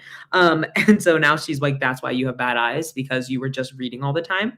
Not the screens we look at every day, mom. It's definitely me reading books as a kid. But anyway, but so I've always been a big reader, but I've gone through phases with it, just as, school picked up in college and then when you're living, your normal life or your working life, there's just so many things to juggle that sometimes finding the time to read or making the time to read can seem a lot more difficult. But, during like the pandemic and during when we had a lot of downtime, I found myself reading a lot more. And then I definitely ended up on Book Talk, which I'm sure Ali probably lives on Book Talk. And I found that everybody was talking about ACOTAR and everybody was talking about Fourth Wing. And I was like, okay, I feel like as somebody who is my age and everybody's talking about this, I feel like it got to a point where I was like, I feel like I just need to read this to like understand what everybody is talking about, right? Like understand what the hype is. And a lot of people would use it as a reference for other books. And so I was like, I feel like this is almost like I have to read this to be able to understand the modern like what women my age are reading in like the modern day. And so that's kind of where it started. And then I went on a crazy rabbit hole with ACOTAR and I read all of them in such short succession. I remember at one point I was even like on my way to the office reading them on my phone, like dodging cars while I was walking in the street, like just trying to finish it. And so then after I finished ACOTAR, I then moved into Fourth Wing and got into that as well. And I feel like my sister actually did it the opposite way. So she read Fourth Wing and then she read ACOTAR. And I feel like that's a little harder to do because I feel like Fourth Wing is a little more fast paced versus ACOTAR, I think takes a little while to get into the action. So if you're used to a faster pace, I think it's harder to adjust to ACOTAR. But anyway, I feel like that is kind of where that came from. Is I finished all the series that are out so far for all the books so far that are out for ACOTAR, and I just wanted more of that type of thing. I feel like that's really what I really liked, the fantasy romantasy genre after that, and I feel like that's a lot of people's first entry point into that genre. And so then that's what made me transition into Fourth Wing. But yeah, I like Zayden, but I also am not always the biggest fan. Like I get in a book setting that it can be, fun to like the brooding guy or the or the guy that's like kind of moody or the guy that, you know, is mean to everybody but not you. Like I feel like that's a really big trope. And so I feel like in the context of the book it's fun, but sometimes I'm like if Zayden was a real person, I feel like he would actually be really like I feel like he would actually bother me. But in the context of the book and like you see his behind the scenes and the way he thinks and all that stuff, so it's a little bit different. But yeah, I find that I like him maybe more than some of the people in Akatar, although there is like a similar-ish character to him in Akatar too. But um yeah, I feel like it's just women having fun. I think that's what these are. And men can read them too. Obviously you're reading them, but we all know that who they're targeted towards. But yeah, it was funny. I was in like a breakout group for one of my classes back when Onyx Storm came out, and it was kind of like a get to know you thing because we were all part of this new cohort at school. And I said, "Oh, I like to read," like it's kind of just a thing to say offhand. And then one of the guys in the group was like, "Well, what are you reading right now?" And I was like, "Oh my god, I'm gonna have to tell this guy that I'm reading Onyx Storm because he just asked me this question and I can't think of another book to say." And I was like, "I'm just gonna have to tell him that I'm reading this book about dragons and people and all this stuff." And he was like, "Oh yeah, I've heard of that." And I was like, "Oh god, now this guy thinks I'm just like." I feel like there is a little bit of a stigma about it, but I feel like I just need to embrace it a little bit. But anyway, I'm looking forward to the next one whenever it comes out. I feel like it won't be out for a little while. And right now I'm reading I've been reading it for a long time, but I'm reading The Secret History. I think that's what it's called. It's a book that's yeah, The Secret History by Donna Tartt. It's a book that it came out in the 90s, so it's actually not a very it's not a super contemporary novel, but I find it's a little different from the books I usually read. It's a little more, I would say, on like the capital L literature side. Um, but it's about a bunch of students at a prep school who commit a murder and kind of the ensuing issues that come from that.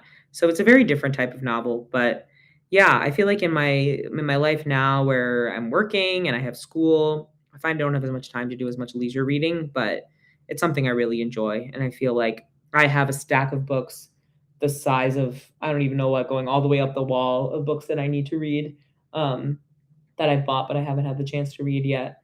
But yeah, that's kind of been my journey with that genre and reading as a whole.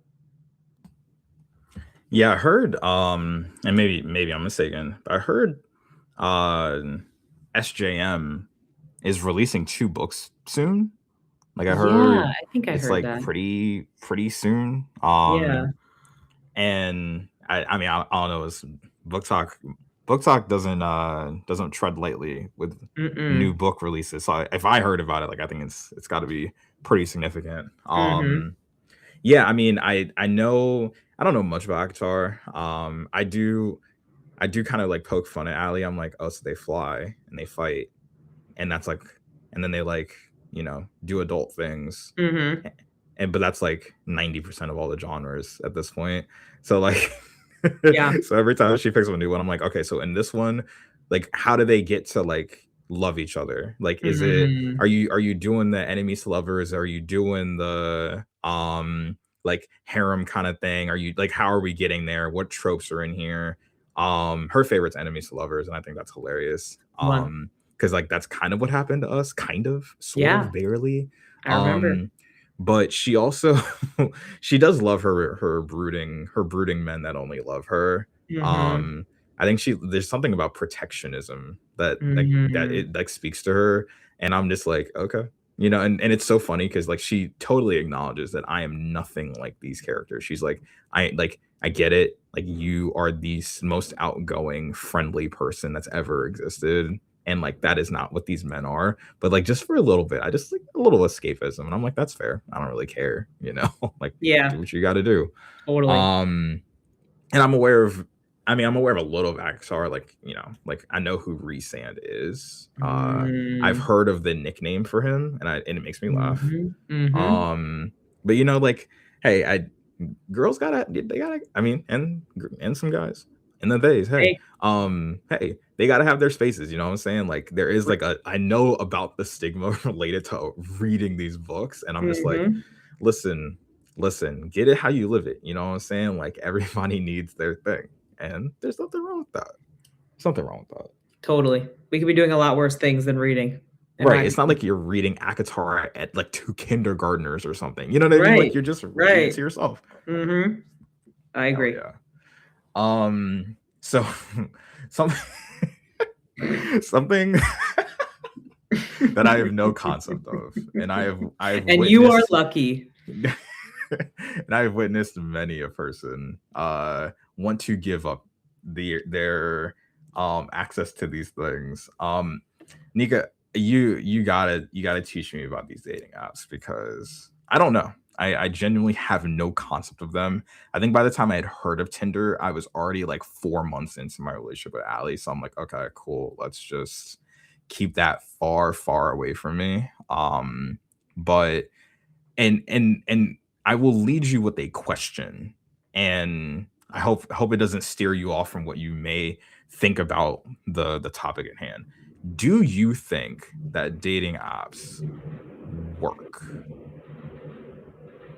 I so this is an interesting question in the sense that, like, I think they work because I think any environment, physical, online, or otherwise, that you put a lot of people in, there will be people that make connections, right? So, like, people fall in love on, like, Reddit threads. People fall in love from across the like, across not universe, but across the world via different places that aren't engineered for dating, right? And like people fall in love at work, people fall in love at school, people fall in love at the bar. Like I feel like anywhere you put a critical mass enough of people, people will make connections and date and fall in love and all of that stuff.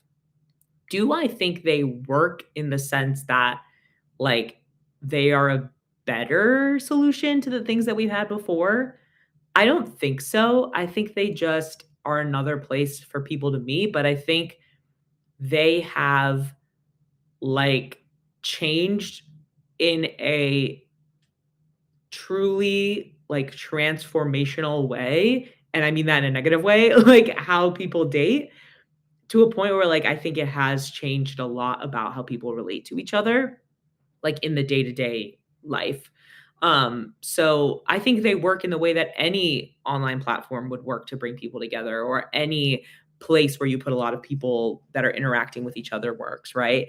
But I think the issue with dating apps is they are designed now for profit. They're not designed for you to meet someone because they want to keep you on the app.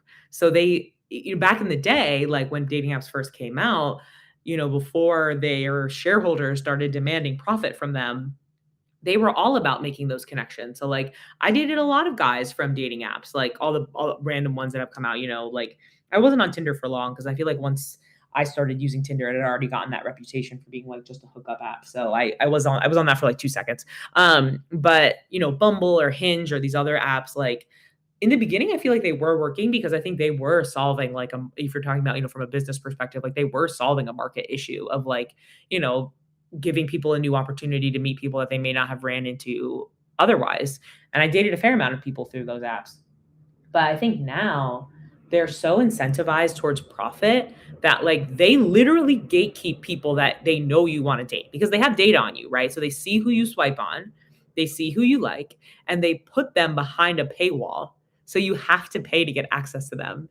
And I just feel like, yeah, we live in a society where you have to pay to get access to people, right? Like when you go to a bar, you buy a drink. When you go to a club, you pay a cover. There's a lot of places that you pay to get access to other people, but I feel like it just feels so much more transactional when it's on the app.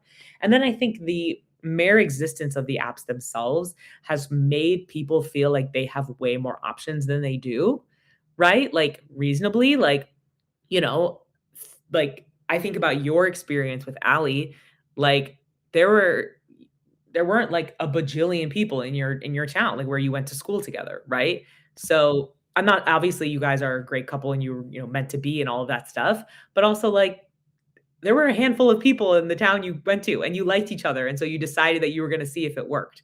And, maybe you would have, in another universe, maybe you broke up and then you would have dated someone else at school. But like, that was kind of how dating was Nah. before. Yeah. You're like, don't even say that. In every universe, you guys are together. But, theoretically, some other couple that's not you and Allie that met in high school. But, you know, but then you meet people through other people, right? So like if you have a friend that you think is a good setup for me, then you'll introduce us. And then I know that, you know, they're vetted because they're your friend and I trust you. And so I think like the way people used to meet was it just made more sense and was more natural. And there was, things you could manufacture, right? Like speed dating or, things like that. Not to say that dating apps just completely changed the fabric of which I think they did, but not to say that they completely took it from a natural thing to an artificial thing. Like there's always some, intermediaries there. But I think the true issue is really that it made people think that they have like unlimited options. And I think I've had a lot of experiences and a lot of friends have had experiences and other people I know of like people who meet each other through these apps who really like each other or they like each other enough, but one party, and it's, not necessarily just men or just women, like one party in the equation is like, well, what if there's somebody better out there? Or like this thing that bothers me about you, I'm not going to learn to either decide if that's worth compromising for, if it's not, move on. I'm just going to say, well, I could just be with someone else and not have to worry about that. And as we all know, and not most relationships aren't perfect. Most people aren't perfect. We all have flaws. And to be with someone is about learning how to deal with those flaws. But so if you're always looking for someone perfect because you believe that there's a dating app with like a million people on it that you could just swipe through and find someone else, like that inherently puts you in a losing situation. For the person that I think is the one that's, and I want to be clear, the person who is losing, in my view, in that scenario is the one that is walking away from someone that they like because of one thing or a handful of things that are bothering them that they would want to find someone else. So I think you can clearly tell by this that I hate them. And I haven't been on the dating apps for I would say probably like 6 months or a year now, just because I found them to just be a really like demoralizing place.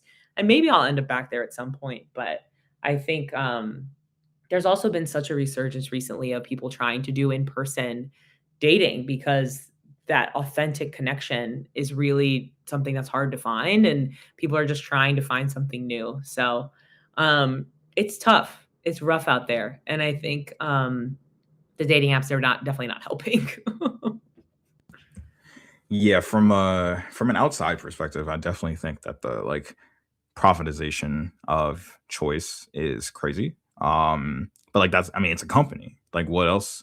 They're they're not like the Red Cross, Like they're Yeah. trying to earn money. There's something you said there, and I want to put this back on you because from an outside view, my initial thought, and you can tell me if I'm just way off on this. My Yeah. initial thought is, in a way, the women win on this app more more than they have historically, specifically because up until through like the 1940s, women literally had to have like a man sign for the ability to like go to class and like drive a car and things like that. And Hmm. now we've gotten into like the mid 2020s, and like women have so much more choice over how they want their lives to go, more than in any point. Well, save for like some legislative nonsense that's taken place in certain states, but generally speaking, like more than they've ever had before. And that's good. Like it's good for us to be like, yes, women are like totally independent beings from men, therefore allow them to choose in the same way that men can. But I still think that whole, no matter what, the illusion of choice still needs to lead to profit for this like app you're on, kind of ends that like total freedom that you can be able to explore. Does that line of thinking kind of make sense? And like from your perspective, like what do you think about that? So do you mean that like women have more choice than men or kind of can you clarify that? Yeah, like more than before. Like in 2026, women have had more choice than they've ever had before.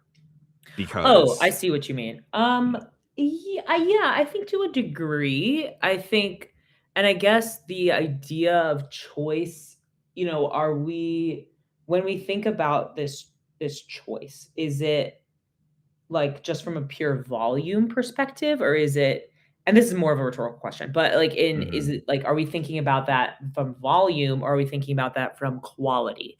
Because I do think as women on these apps, we may have, like, I'll just speak for myself. I feel like I've gotten a fair amount of likes on Hinge or other apps of that type, and I've talked to some of my friends who are also on these apps, and it's a similar situation. But not all of those likes, I would say a majority of those likes are not men that I'm also interested in. So I guess that is kind of answering your question of like, I'm receiving likes and I'm choosing whether or not I want to engage with them or not. Um, and I think that brings a lot around a lot of frustration on both sides of this equation. I think for me, like I'll see I have however many likes. I see some women online talking about how they get like hundreds and hundreds of likes. That has never been me. I don't know if my apps are just broken or I don't know what, but maybe I don't know what's going on there. But so I think if I am a woman that's getting like 300 likes, like that's crazy. But like I think if you're weeding through that many and you're not finding people that you like, I think that that is its own frustration. And I think on the side of the guys, like maybe they're like, I'm putting all these likes out there and none of them are coming back as matches. And then I think that again now serves of this like rise of the manosphere that we're seeing of like people, men maybe being in a position, or young men being in a position where they're feeling like, I want a partner, I can't find one, and they're looking for an answer out there from anyone. And I don't fault that as a feeling. I do fault the way that it maybe makes some people act, or some people capitalize on that for their own gain. Like if you're thinking about all those manosphere podcasters or whatever. But I do think, yes, we as women maybe have more choice. I would be curious to see if there's any data on there, which there probably isn't, because why would the dating apps publish that? But I would be curious if that's actually the case, if like men are putting out more likes than women, or if what that ratio is like. But I do think it still creates frustration on both sides. Like if I get 15 likes and I don't like any of them, which has happened multiple times on Hinge, um, that's frustrating for me too. And then I'm trying to, and then you start getting, because it's an algorithm and because it's an app, you start getting into all these conversations online. Like I cannot tell you the amount of TikToks I've seen of like how to game Hinge, or what's the best way to use the Hinge hack. And it's like all this complicated stuff of like delete your app and then re-download it on the second day using a different email. And it's like, and I think that the underlying frustration for me really comes from like, why do I have to like have a degree in computer science to be able to like find a boyfriend? Like, why can't I just, find somebody I like, they like me, and then we just see if it works? Like, I feel like there's that willingness to try, I think, is what I've observed is like less common, because there's this perceived endless supply out there. Um, so yeah, I think even with the excess supply on whatever lens you see it, on the men's side, on the women's side, on both sides, it still creates a lot of frustration and a lot of, mismatch connections, or just, you know, yeah, frustration, I feel like is the word. Yeah. I do think, and you hit on my next thought, like right at the end there, like the illusion of endless choice. And I'm gonna be paraphrasing a tweet. To me, this tweet's a Hall of Famer, and I'm gonna paraphrase it because like inappropriate language and whatnot. But it was effectively like, we are the first generation in history to see this many attractive people on a daily basis. Yeah. Like at no point in like 1980 even would a person be able to be like, I want to see a supermodel Yeah. and her like 12 closest friends right now, and like you could do that. Like there's no way, but like that's just Tuesday on TikTok. You know what I mean? Like it just Yeah. is. And it's like, I think the damage of the apps, and this kind of like relates to what you were saying, like Ali and I, like the pool was small and frankly the choice was easy. Let's keep it a bean. Like my Mhm. graduating class in high school was 82 people. Ali was a Yeah. class below me. Hers was like 50 or something like that, right? Like it wasn't that hard. I basically vetted everybody over the course of multiple years. You know what I mean? Yeah. But it's like, yeah, like you can't get all these people. And I think Hinge kind of makes you think like, well, if I mean, not to say that like you should be entering this with like low self-esteem, but it's like if you're getting likes from dudes that you would say like, I don't know, like a 6 out of 10 or something like that, and you're like, I'm better than that, right? Well, maybe he's actually a 6 in the face and like a 10 personality, and Mhm. that's how you made it work before the apps exist. You know what I mean? Like Mhm. sometimes just a quirky little guy with Yeah, some weird habits, like I don't know, Pokemon or something like that, right? Like sometimes it totally. just works, you know? I agree. And it's I don't know, it's I thank Allie every day. I thank her You from should. saving me from many things, including these streets on a Mhm. daily basis. And I pray for my homies. Mhm. And this is something I'm going to ask you, and then we'll move on to something else. From your perspective, if you took a random, like if you took just like your friend groups, right? Yeah. Would you say that there are more qualified single men or single women in your friend groups? So, to be fair, I feel like I am more friends with women than I am with men. So, I do want Mhm, to say that, the data set is probably a little skewed, mhm, but I would also say in my experience at school where, there are frankly more men than women and in business schools as a whole, right, I would say that every man I've ever met at school where I'm like, "Oh, that guy's really nice," or, "Oh, I like hanging out with that guy," or, "That guy's really smart." He always has a girlfriend, or he is mhm, always married. And again, maybe that is also part of, like, the program I'm in probably self-selects for people who are a little older because they are working, um, while also going to school. So again, like, I wanna put all of these caveats up front. But I will say that I feel like I know a lot of single women that are smart, in the program with me, work hard, are working and going to school at the same time, and are interesting and have lots of meaningful things to say and think and do and all of that, and are having trouble finding partners. And I do not think it is the same on the other side. And again, that is very biased because I am a woman and, I'm a single woman that is, interacting with other single women and we're all hearing the gripes from each other. And I'm not hearing, the gripes from men. So totally biased, but that's my opinion. no, that aligns with what I'm seeing. Yeah. Like the good guys are taken, fact. Oh, yeah. Like And I been. and yeah, like homie was not like loose out on the streets like 6 months ago. Like Mhm. they're all getting engaged, you know what I mean? Mhm. Like Mhm. it's the amount of like high quality women that are single is crazy. And I mean, some people are comfortable within that. Like, I'm not going to say like, oh, pity them. You know what I'm saying? Like, Yeah. it just is what it is in a way. But it's like, dang, like, even with how many modern inventions we've come up with to like get people together, I'm seeing like very strong, smart, hardworking, qualified women be single because they run into these like losers, for lack of a better term, or like dudes who are like good for the first like 2 to 3 months, and then like month three, day one, they're like, "Oh, by the way, did you know that I've hated you this whole time?" Like Mhm. just something crazy happens Mhm. like right after that 3 month mark where it's like, "Well, bro, what the hell?" Yeah. Oh, I'm yeah. like, that's sounds like hell. And you know what?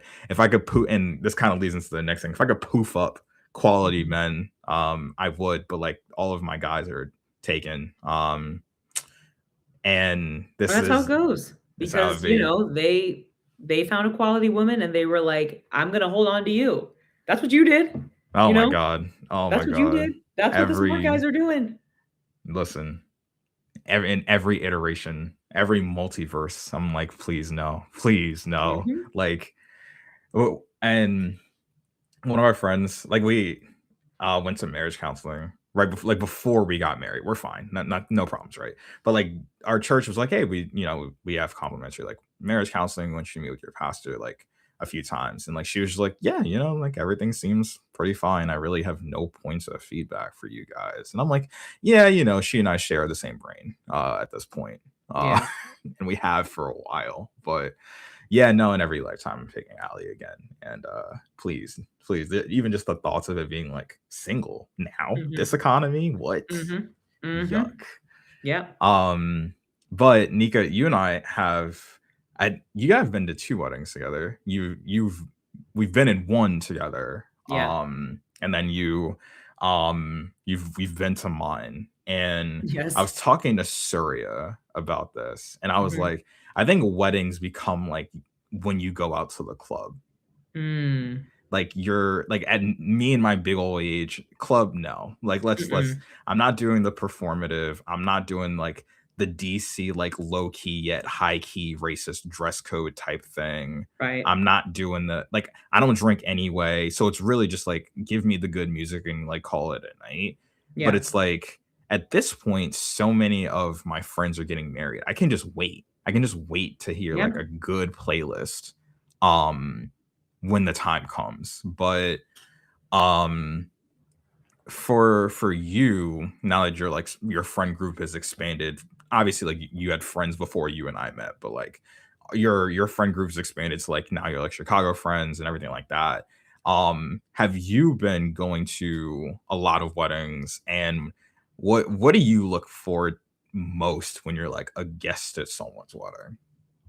Yeah, so I feel like I have been going to a fair amount of weddings. I feel like I've been like pretty consistently doing like 1 or 2 a year, which I'm happy about because like I hear stories of people who are like, I have 4 weddings this year, and I'm like, that's crazy. That's a lot of work. Even just traveling for all that. But yeah, I feel like pretty consistently I've had like 1 or 2 weddings a year, which I think is a good pace. Um, the interesting thing is I feel like I think it was your wedding. That was one of the first weddings I had been to because before Rachel and Jordan had gotten married, they were like one of the first. I think Rachel was my first friend to get married, actually, now that I'm thinking about it. Like my first like close friend. Um, and I feel like before that, all the weddings I had been to were like family weddings. And so it was always like a whole ordeal. And I mean, Indian weddings are just like extreme. So it was always like a whole ordeal. It was a lot of work, a lot of support, a lot of helping out my cousins and my aunts and my uncles and all that stuff. And so I feel like your wedding, if I'm thinking correctly, was one of the first weddings I had been to where I wasn't like in the party, like I wasn't like helping out with something. And so I just got to like enjoy it as a guest, which was I think something Ruth and I had talked about. We were like, this is a very novel experience to just like roll up to the hotel, hang out for the day, and then just get ready for the wedding and go. Um, but I enjoyed it. And I feel like it's great when obviously when your friends get married, you want to celebrate them and you want to support them. Um, I'm always interested in the food. I'm always like, "Okay, what did they pick?" And I feel like my friends have good taste, so the food is always ends up being good. One thing I loved about your wedding was that the room block was in the same place that the reception was at. So when we were done, we literally just went upstairs, and it was amazing. I was like, "Oh my god, I don't have to worry about getting an Uber. I don't have to worry about going anywhere. I can literally just go upstairs and go to bed." But, yeah, it was, I think I enjoy the food, the music, and I think the decor is, like, a huge part of it, and I feel like everything that goes into planning a wedding, it takes so long, it's so much effort, it's so much thought, and so to see how the bride and the groom or the bride's family, the groom's family, how everybody has decided to have that day play out for each other and for their loved ones, I think is always really cute, I feel like and really nice to see. I feel like seeing the personal touches too are just really beautiful. And then just being able to connect with people you haven't seen in a while. Like, we all stay in touch over like Instagram and texts and phone calls, but we don't see each other as much as we used to. Like, how you alluded to before, like you don't get to just walk down the street and see your friends the way you used to. And so being able to connect with everybody again in real time and like, you've been connected, but like the in-person experience is always different. So I feel like it's those handful of things that are always really nice about weddings. And I think ultimately just like seeing people you love be happy. Like, you guys were just so happy that day. I feel like all the weddings I've been to over the past couple of years, being able to see like the true joy on everyone's faces, like when they get to have this moment together, like I don't know. I think it's just really touching. I feel like I always get emotional because I'm always like, oh my God, everybody just is so in love, which is so sweet. Yeah, there's something else like as you move away from weddings and stuff, especially like when you like I get to plan yours, a lot of what you do is like you forget about the stress and you just think about the good. And it's been almost 2 years. Wow. It's almost been 2 years to this point. And it was like I tell everyone's like, yeah, it's like the most like chaotic like thing you'll ever do. But you'll like you just love it. Like you learn to love the process. And one of the fun and you mentioned like you've done like 1 to 2, like some people do 4. Like, yeah, we've had multiple years where we've had like 3 to 4 to go to, and it's just like, oh my god. How many times I go to the dry cleaners? I don't really want to do it. Um, but like part of the fun going to other people's weddings is kind of like not to like judge, but just see like how they do things differently from us. And when we went to like, I think we had went to about 4 or 5 before ours. We were like, okay, we like this part from theirs, but we don't like how they did that, and then we actually want to replicate that. So it was like a beautiful little hodgepodge of like every like the favorite parts we've seen of other people's stuff. Um, and then it's fun like seeing like in a way can our wedding like influence other people's, and like I literally went to one in October where I was like, wait, hold on, I've seen this, I've seen this before. And it was just really cool to see that. I'm in one in a month and like a week, and like no joke, it's like it's all I think about. Like ever since I've gotten back from Japan, like all I think about is this wedding. Like I'm just so excited. And like granted, I'm gonna be helping like a lot to like from what I can tell, but it won't be to the I will not need to exert myself to the level I did for Jordan and Rachel's because I damn near died. Yeah, Like that was that was an my, experience. my goodness.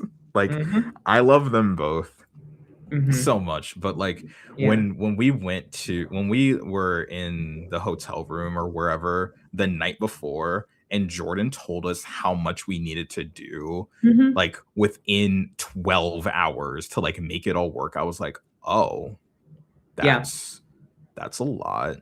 I remember like shuttling in between like the bridal suite and like where and Jordan was in my room. I remember shuttling back and forth in between the rooms, just like getting increasingly more upset because I'm like, brother, you plan everything so meticulously. Why are we Yep. in this position? Like, Yep. why? Why? Mhm. Like I understand like it's an like it's obviously an expense to like have a wedding planner, but it's so that your bridal party doesn't have to do things they've literally never done before for Yep. you on the biggest day of your life. Yep. Like oh my god, when we couldn't find the vow book like Oh, 10 that minutes before the ceremony started, I was literally like I might as well just die right now.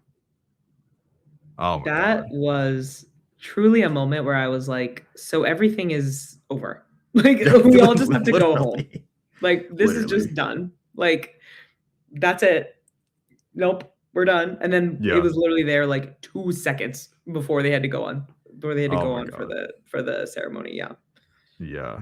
But like it obviously like it all makes for like a really good story, like after the fact. But in the Yeah. moment, I'm like, if I was like, Jordan, if you weren't getting married today, it would just be hand combat between me and you right now. Like Yep. I can't believe you're making me go through this right Oh, now. yeah. Oh, yeah. But you know, like you just love them anyway.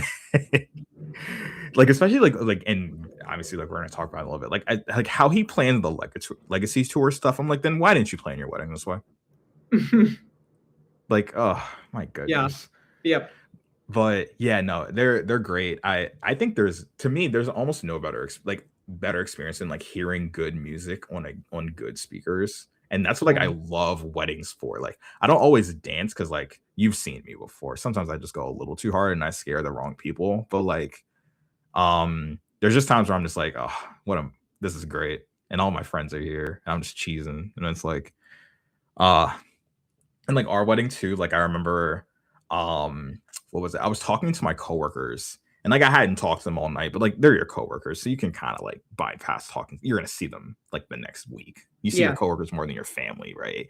And I remember like I was like doing something, and obviously like I've been sober my entire life, but your wedding is a blur in such a way that everyone tells you, but you have no like you can't prepare for.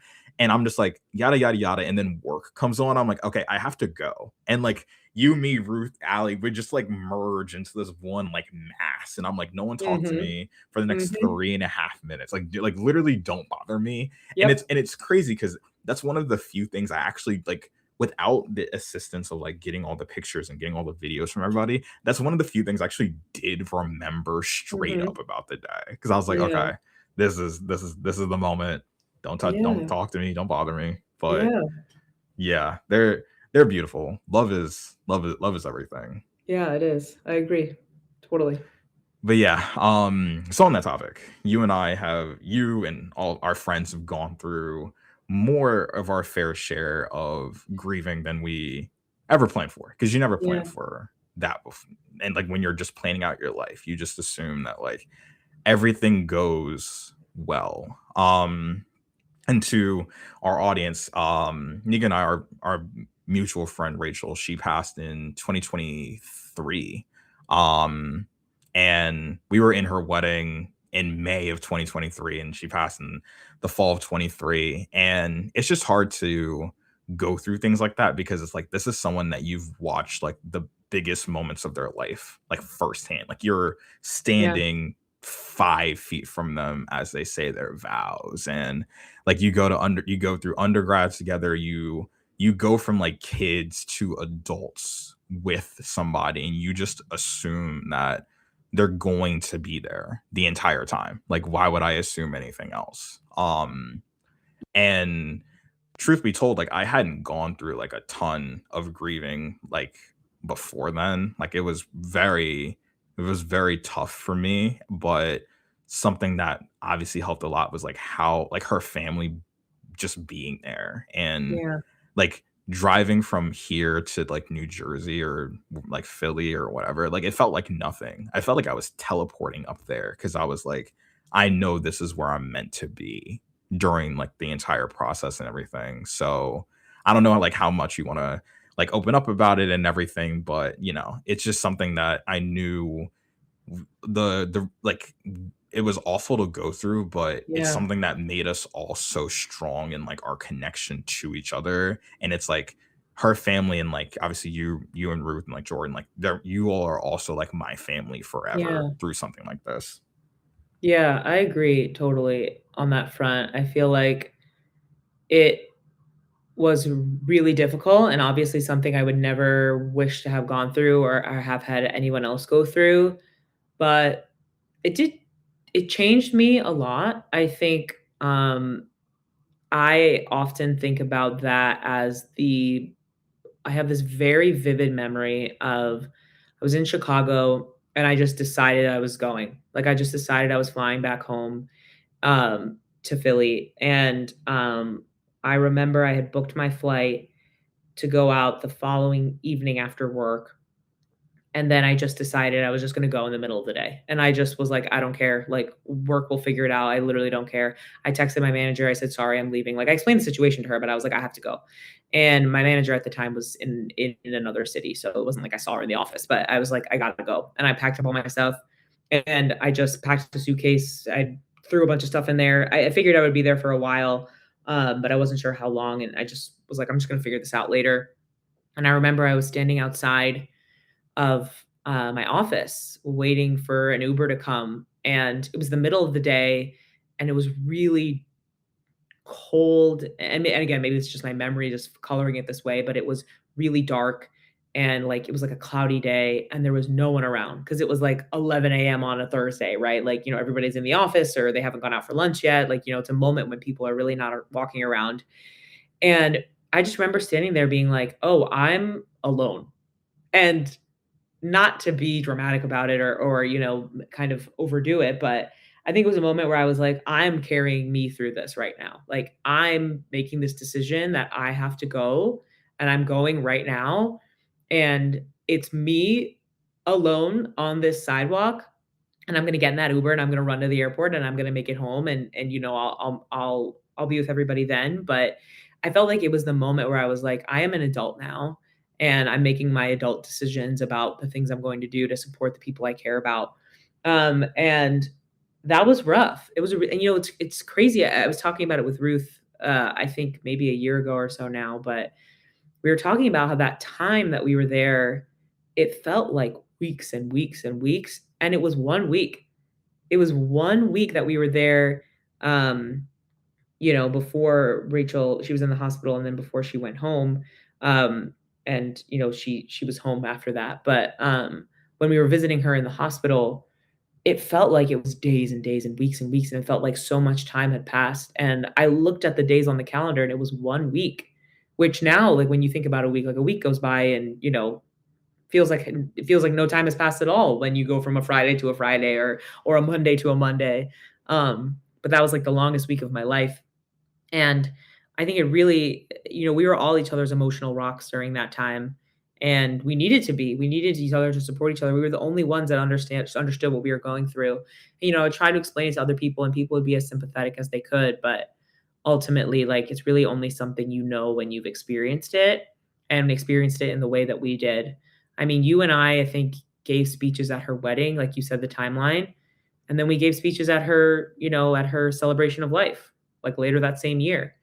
Um, and so I think that was really crazy. Like, I think that's really the only way to describe it. And I feel like it changed me a lot. I feel like it changed the way I think about relationships. It changed the way I think about friendships. Like, I remember the people who showed up for me during that time and the people who didn't. And that affected the way that I do those, the way that I interact with those people, or the way that if those people are in my life or not anymore. And I remember, I look back on that time and I don't have regrets because I feel like I made the right decision of dropping everything and getting on the first flight I could back home.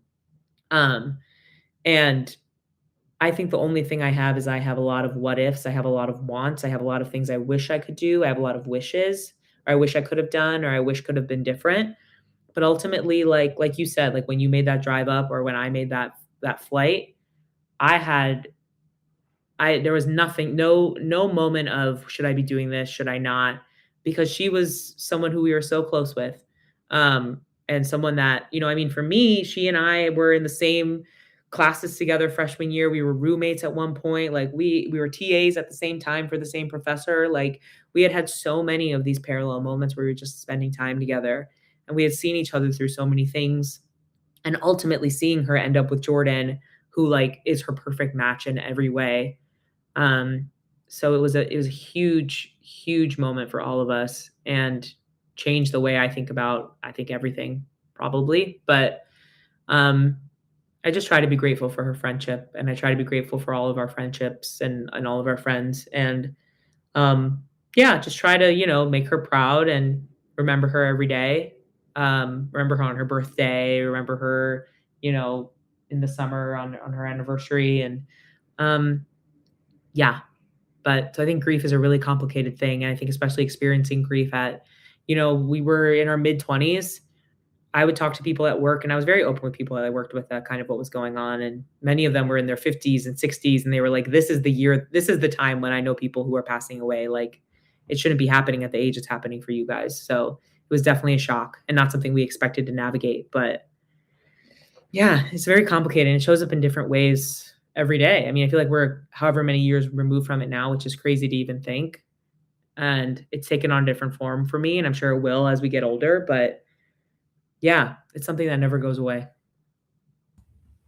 Yeah, totally. I mean, just that feeling, it's like, I know I need to be here kind of thing. It's like there's no other decision to make. Like, I know I need to go.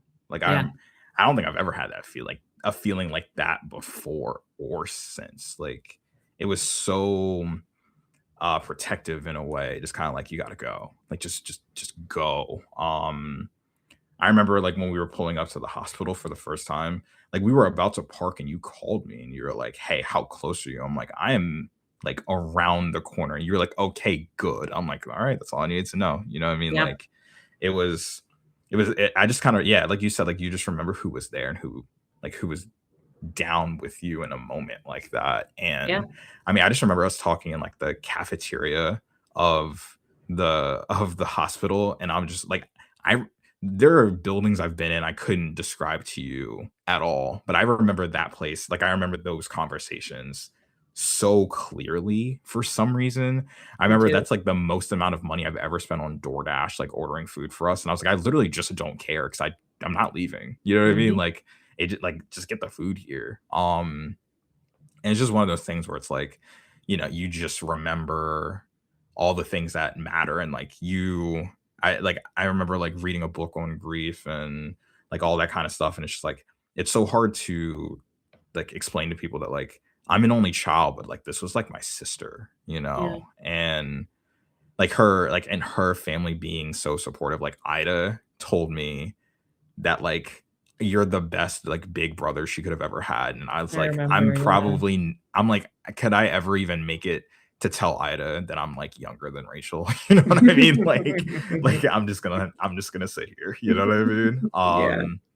And it's just something that's so impactful because it's just like in May of 2023, and we're all like sweating in the middle of this like botanical garden and doing everything under the sun to make sure she and Jordan have the best day of their lives. You're like, yes, I would do that a million times, even if I immediately got COVID after. Um, Yep.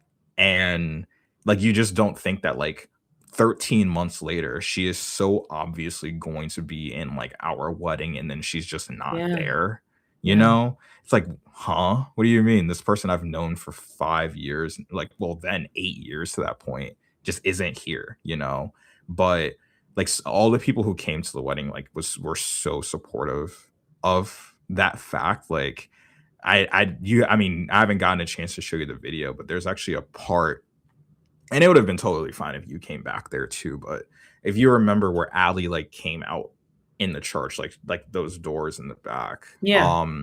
we all went back there when it was all over, and we were all like doing our thing. We were all like happy and everything, and like then Ida comes back, Oh, and wow. like we all just start grieving like again. Like we all like every Yeah. single one of us, like people who had never met her before, and we're all just having this moment and like but it was in a different kind of way. It was like it wasn't like us in the hospital. It was like us the day she got married kind of Mm. feeling, Mhm. And it's like you just never know when these moments are going to come, right? Yeah. Um and it was beautiful. Like it was beautiful because like there's already so many emotions built up in the day, but so many of those emotions are still like, wow, she really should have been here, right? Totally. Um and it's just one of those things where it's like I mean, I expected to cry the day of my wedding, but the reasons why were not the reasons I anticipated them being, and yet you just still kind of roll with it. Like Yeah. this, like I'm not like I miss her, but it's not like she's gone. Like there's so many Yeah. signs of her being around and being integrated into like our lives and stuff. So, it's just something to be like extremely thankful for, that there's this like such a strong sense of community between the Yeah. people who were there, that like just won't go away, like literally for the rest of our lives. Yeah, I agree. I feel like we are really bonded. Like, for better or worse, like, we're all stuck with each other, and, it's great, like, we have such great friendships, and I'm really grateful for that, and, yeah, I mean, like, we are literally all of us are bonded forever. Like, Yeah, our group chat, you, me, Ruth, and Allie, is called Hotel Homies from her wedding. Like, yeah, to this day, it's still called that because we were all staying in the hotel together. Like, you right. know what I mean? Like, it's stuff like that, you know? We're bonded for life, and I think it's sad and it's in one way, it's special in another way, I think that's just the complicated part of life, but, um, yeah, it's really complicated, and I think I used to get mad at myself or frustrated with myself when time would pass and I would, like, remember that she was gone, like, especially at the point that we were living, at the point of time that we were all in. We were all in different places, we were all doing different things, like, she was married, I was here in Chicago, you were there, so, like, we didn't see each other all the time, we didn't talk all the time. So, not talking every day is not something that was out of the norm, and so there would be moments where I would be like, "Oh, like, I forgot," and then I would remember, and then I would feel bad for forgetting, but I think what you said about, like, it doesn't feel like she's gone or it feels like she's still around. Like, I think that was part of it too, where I was like, she's still here with me. So, you know, forgetting, which I don't think it's really forgetting, but living my day-to-day life and having those moments where I remember her, I think are moments to be thankful for instead of, being frustrated of like, oh, like I can't believe I let it sneak up on me. It's like, well, we have to live our day-to-day lives, but we never forget who she was or the impact she had on us either. So that's another complicated thing of grief is like navigating how you handle it and how you make sure that you're giving respect to that person in your however way that, makes sense for you. Yeah, 100%. Yeah. Mhm. Um, one of the things we did during her celebration of life, which leads into like our kind of closing thoughts, were we made these. What Yeah. are they called? I know they're rocks, but like, were they called something special? Because I just call them Rachel I rocks. call them Rachel rocks too. I feel like that's Okay. probably, I mean, maybe they're like memory rocks or something. I don't know, but I call them Rachel rocks too. Yeah. So we made these rocks, we painted them. And the idea was like there's so many places she wanted to travel to.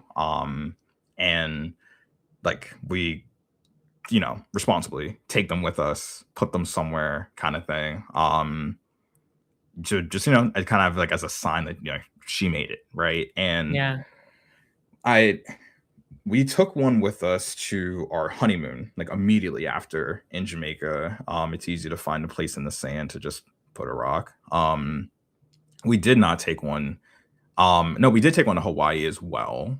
Um, so much so that I think I got in trouble Oh flying to no. Hawaii because I actually put it in like my carry-on instead of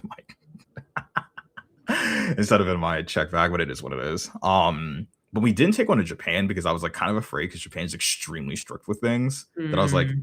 if I put a rock somewhere, like, are they gonna like kick me out? Like, because they're Mhm. really strict about stuff like that. But you have always been someone who travels well. I've always thought that was really cool. And like and from what I can tell, you're not afraid to travel like solo as well. Yeah. Which uh yeah, no, I think that's really impressive. I don't do that. I'm like, wife, Yeah. please, join me. Yeah. But from your travel experiences, like, what are the highs? What are the lows? What are your favorite places? What are your favorite things that you did on various legacy tour stops? How was Africa? Like, I mean, you were just in Africa. Like, how Yeah. was that? And like, how has travel kind of like been a big part of your life? Yeah, and I think, one thing just to touch more on the Rachel Rock thing is, Rachel was always someone who loved to travel, but she would also just, like, appear places. Like, I remember that this just distinct memory of one I can't remember what year it was, I have no other context. All I remember is it was, like, the middle of a quarter. We were, like, in the middle of stuff at school. I opened my Instagram, and she has posted a story from, like, Arizona, and I was like, "Rachel, what are Yeah, you doing?" yeah.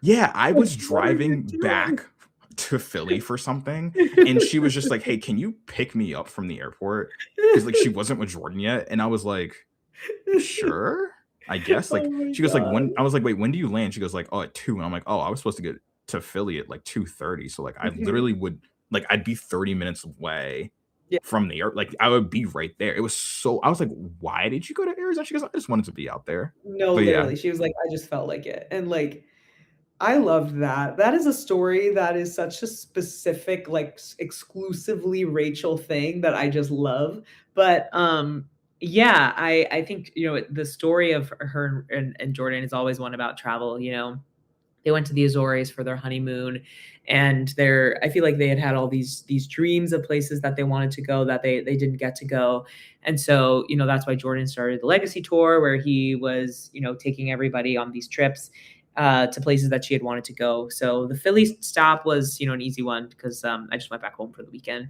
and that was really great, and then I went on one to Berlin, which I actually, like, truthfully had never really thought, like, Berlin was a place I had wanted to go. It wasn't like the way I feel about travel is honestly, there are a few places that I'm like, "I'm definitely not going there."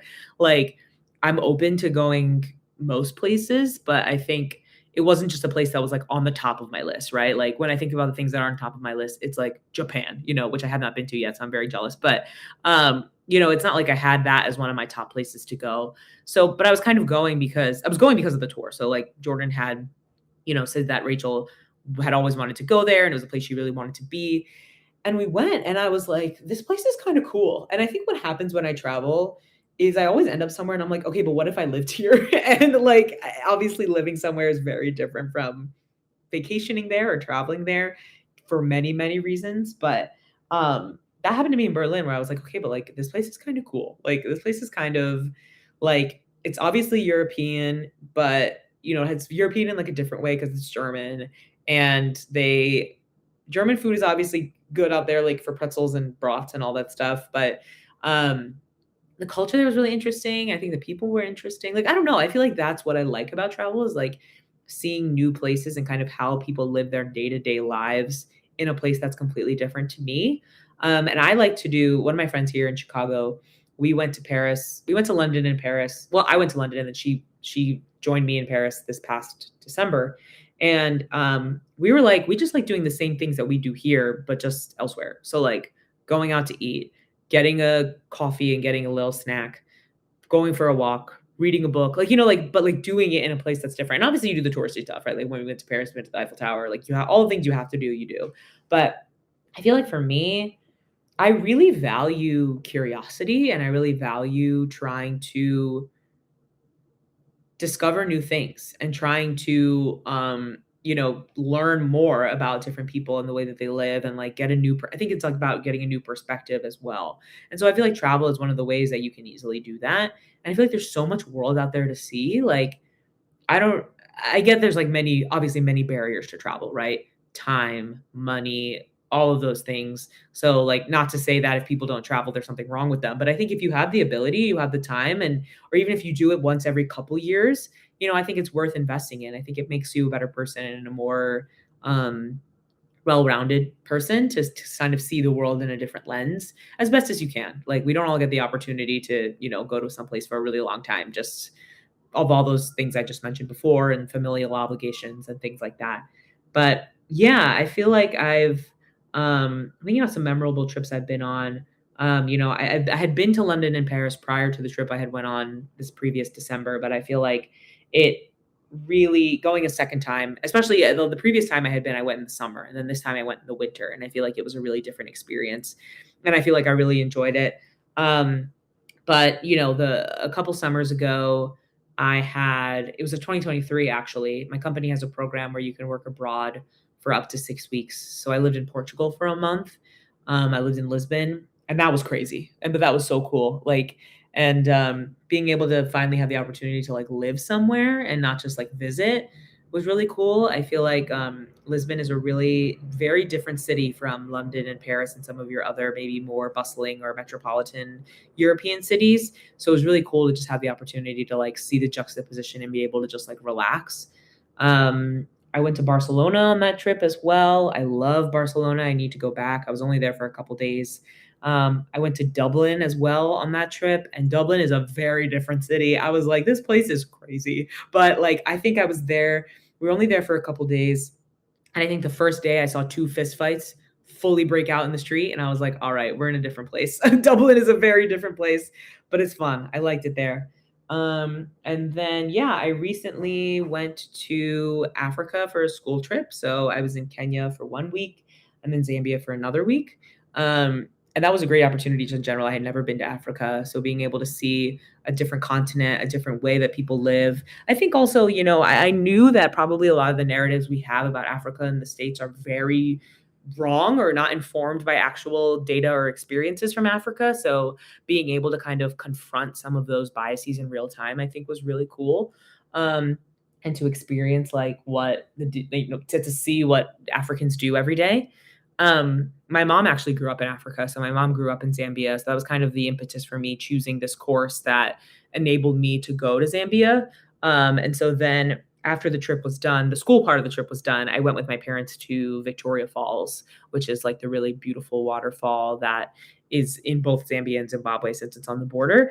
And that was like a transformational experience. Like I would recommend to anyone to be able to, if they can, to go to Victoria Falls because it is like you I've been to like Niagara Falls, like I've seen waterfalls before, but like you've never experienced a waterfall the way that the way that Victoria Falls is. And but yeah, my mom grew up into Livingston is the town where Victoria Falls is on the Zambia side. And my mom, that's where my mom grew up. She lived there, I think, from like when she was in middle school until she graduated high school. And then she went to Lusaka, which is the capital of Zambia, and she did all of her like university and medical school there. And so we also got to, like take her back home and like for her to be able to experience like when she had never been back there. Like it had been 40 years since she had ever been there. The first time she left. And so she got to experience it again. So I feel like there's also that too, is like travel can be about connection and travel can be about discovering things that, especially with my parents who are older and have traveled a fair amount themselves, and like for them to be able to, my mom was like, oh, it wasn't like this back then, or it looked different back then, or there were some things that were exactly the same. She was like, this has not changed since I was here 40 years ago. So I think, to kind of go back on our previous topic, you never know how long you're going to be here.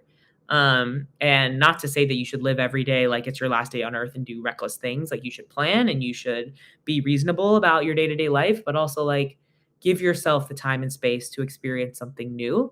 And it doesn't have to be a 2-week trip to Africa, right? Like there's many places that are an easy flight away. Like I went to Montreal on a solo trip, and then my mom heard I was going by myself and decided to crash. But that's like a 2-hour flight from Chicago. It's not far.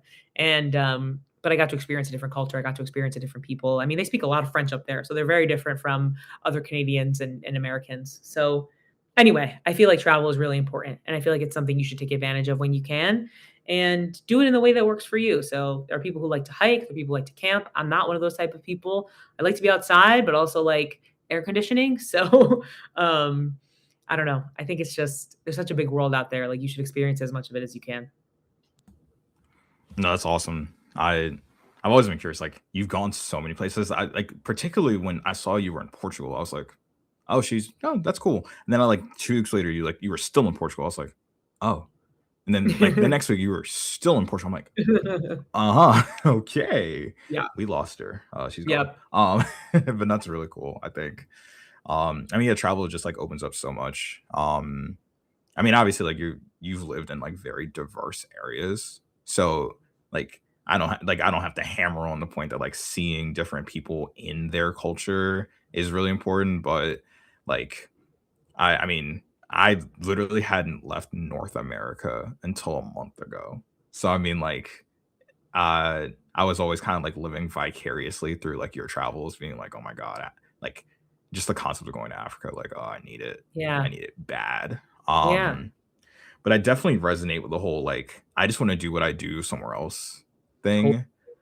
And I guess sometimes that's kind of where like I kind of get stuck with like sometimes I'm like I just haven't seen enough of the US. So like I'm not gonna Yeah. fully load up on like somewhere international sometimes. But then I was like, wait, hold on, why not just save a ton and then you just do the like your dream Just trip? do And it then that's big. what happened. Oh my god. I'm gonna do a whole episode on it, and let me tell you, the scripting for the Japan episode, I'm still doing Mm, it. I'm I still believe doing it. it. Like it takes so long to go through like, I believe a it. 2.5 week trip, but like, oh my god, it was everything. It was and like So jealous. and I'm just gonna like put this out right. If you're concerned about not knowing Japanese, you will be fine. You will be fine. Like so much is in English, and depending on where you are, some of the people will speak to you in like half English, and some will speak to you in full English. Like you'll be fine. Mhm. And I think that's kind of where I'm at. Like sometimes I'm just like, oh, what about this? What about this? And like the lesson in travel is you'll be fine. You're not Yeah, two. Like you're grown. Like you can figure it out, kind of thing. totally. Yeah. And yeah, so I'm very glad you got to go to all the places. And I guess my last question, travel related, is what's next? Oh, that's a good question. Um, I don't have anything planned yet because Africa was just last month, and I'm like still recovering from that financially. Because I was like, listen, if I'm going to Africa, I'm doing it big. Like I'm not skimping on nothing. So I got to save up the reserves for that.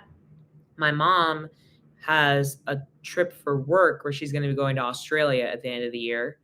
So I'm considering joining her on the trip because she's going anyway. She's going for work. And so I was like, okay, so this is my way to go to Australia. And, because she's going for work, like her flight will be paid for. I don't know if the hotel will be paid for, but at least for part of it for the conference. So I'm like, okay, this might be my way to like finesse a trip to Australia. So we'll see if that actually pans out because I just took 2 weeks off work for this trip. So I'm like, okay, I don't know how it, but December's far enough away that I'm like, I feel like if I wanted to take another full week or a week and a half off, I'd be okay. But yeah, so that's potentially next on the list. But other than that, I think I after the Africa trip, I was like, okay, we gotta, and the crazy jet lag after, I was like, all right, we're gonna take a beat, and then we're gonna think about where we're going to next. Maybe something. The only place I'd ever been in South America is Argentina. I went in December of 2024, I think. Yeah, I went there. So that's the only place I've been in South America. So I'd be curious to travel more to South America as well. And then there's so much in Europe, and then you just start getting into the whole world, and I'm like, I just want to go everywhere. So right now I'm okay. I'm sure I'll get the travel bug, the travel itch in like a month or so and start like in the middle of the night planning a trip to Amsterdam, which I have done. But yeah, I maybe Australia is next, but other than that, I'm still deciding. No, that's great. At one point I was thinking about Australia, and I think the fear mongering did it to me Yeah. because those spiders are so big that I'm like, if I saw one, I just think I would jump out of my body. Like Mhm. just fully Doctor Strange kind of like soul extraction. I'm just like, I just don't know. But at the same time, like you just gotta go. And if you have to kill a spider, you kill a spider. You know what I mean? Like it just is what it is. I've been in Yeah. Costa Rica where like an enormous snake was like 5 inches from my face, and I Oh, didn't geez. know. I didn't know, and like I survived. So like you just gotta go, right? Yeah, So I mean, it just is what it is. I agree. Unfortunately for me, I mean, I can only keep it a million. This is like I've been giving so many allusions to like the Japan episode. It was so good that like if you ask me like where do you want to go next, I would argue like I'd just go again. Like it And that's and fair. just do something different because it And that's was fair. there's so many things you can do that I'm Totally. like, oh, just do it again. Just run it back. I have the And you credit could. card points. Just like do it. And like it's only like I say only a 13-hour flight as if the flight home wasn't like hell personified, Mhm. but It's I always just the did flight it. home So that's like, bad. yeah, it's always the way home because I'm like, I Always have the to go way back to home. America. Mhm. Um, but yeah, and like I we're probably gonna do a little cheeky Toronto trip because I do love major cities. So Mhm. I like Toronto, clean yeah. clean variations of New York make me happy. Yup. Um, and that's what Toronto is. Yup. London, I there's this guy, his name's Kareen Hill. He's like he kind of does like a food TikToks and stuff. Uh-huh. And he went to London a little bit ago, and he basically did it in two parts. He had one where you try like all like the quote London food, and then he did a second part where he did all of, like the colonized food effectively. And he said all the traditional London food tasted like terrible, and then Yep. like all of the like colonized food, like the Indian food, the Nando's, like was all really good. So I'm like, okay, I might have to see what's going on there. Paris used to appeal to me, and then I'm like, man, they're kind of racist over there. Oh, And then they I'm are. like, It's not even kinda. They and are. I, and I'm just like, but like you also live in the United States, Theo. So like Yeah, you just kind true. of got to get over that part. And then Yeah. I'm like, Italy, but like Italy's kind of racist too. And I'm like, but you live in the United States, Theo. Yeah. Like you My you experience in just got to Italy do was it. the worst, like, from a racist perspective. Like, when I went to Rome, I did a class in undergrad where, like, those consulting courses they would do where you it was like an Hmm. international consulting thing. Yeah, I did one of those where we went to Rome, and I literally had a guy on the street so they're trying to get you to come into the restaurant, and I literally had a guy on the street say, "Hey, India," and I was like, "All right, Whoa. it's time to go." So, like, I would say Rome was the worst from my experience. Oh So, my goodness. Paris was bad too, like, I won't deny that, but Yeah. yeah, Paris was unique. I've never been had someone refer to me as India before, but, that's Damn. how it goes. Whole country. Yep, the whole Whole thing. subcontinent, if you will. But Yep, my goodness. yep. But yeah, but Nika, thank you.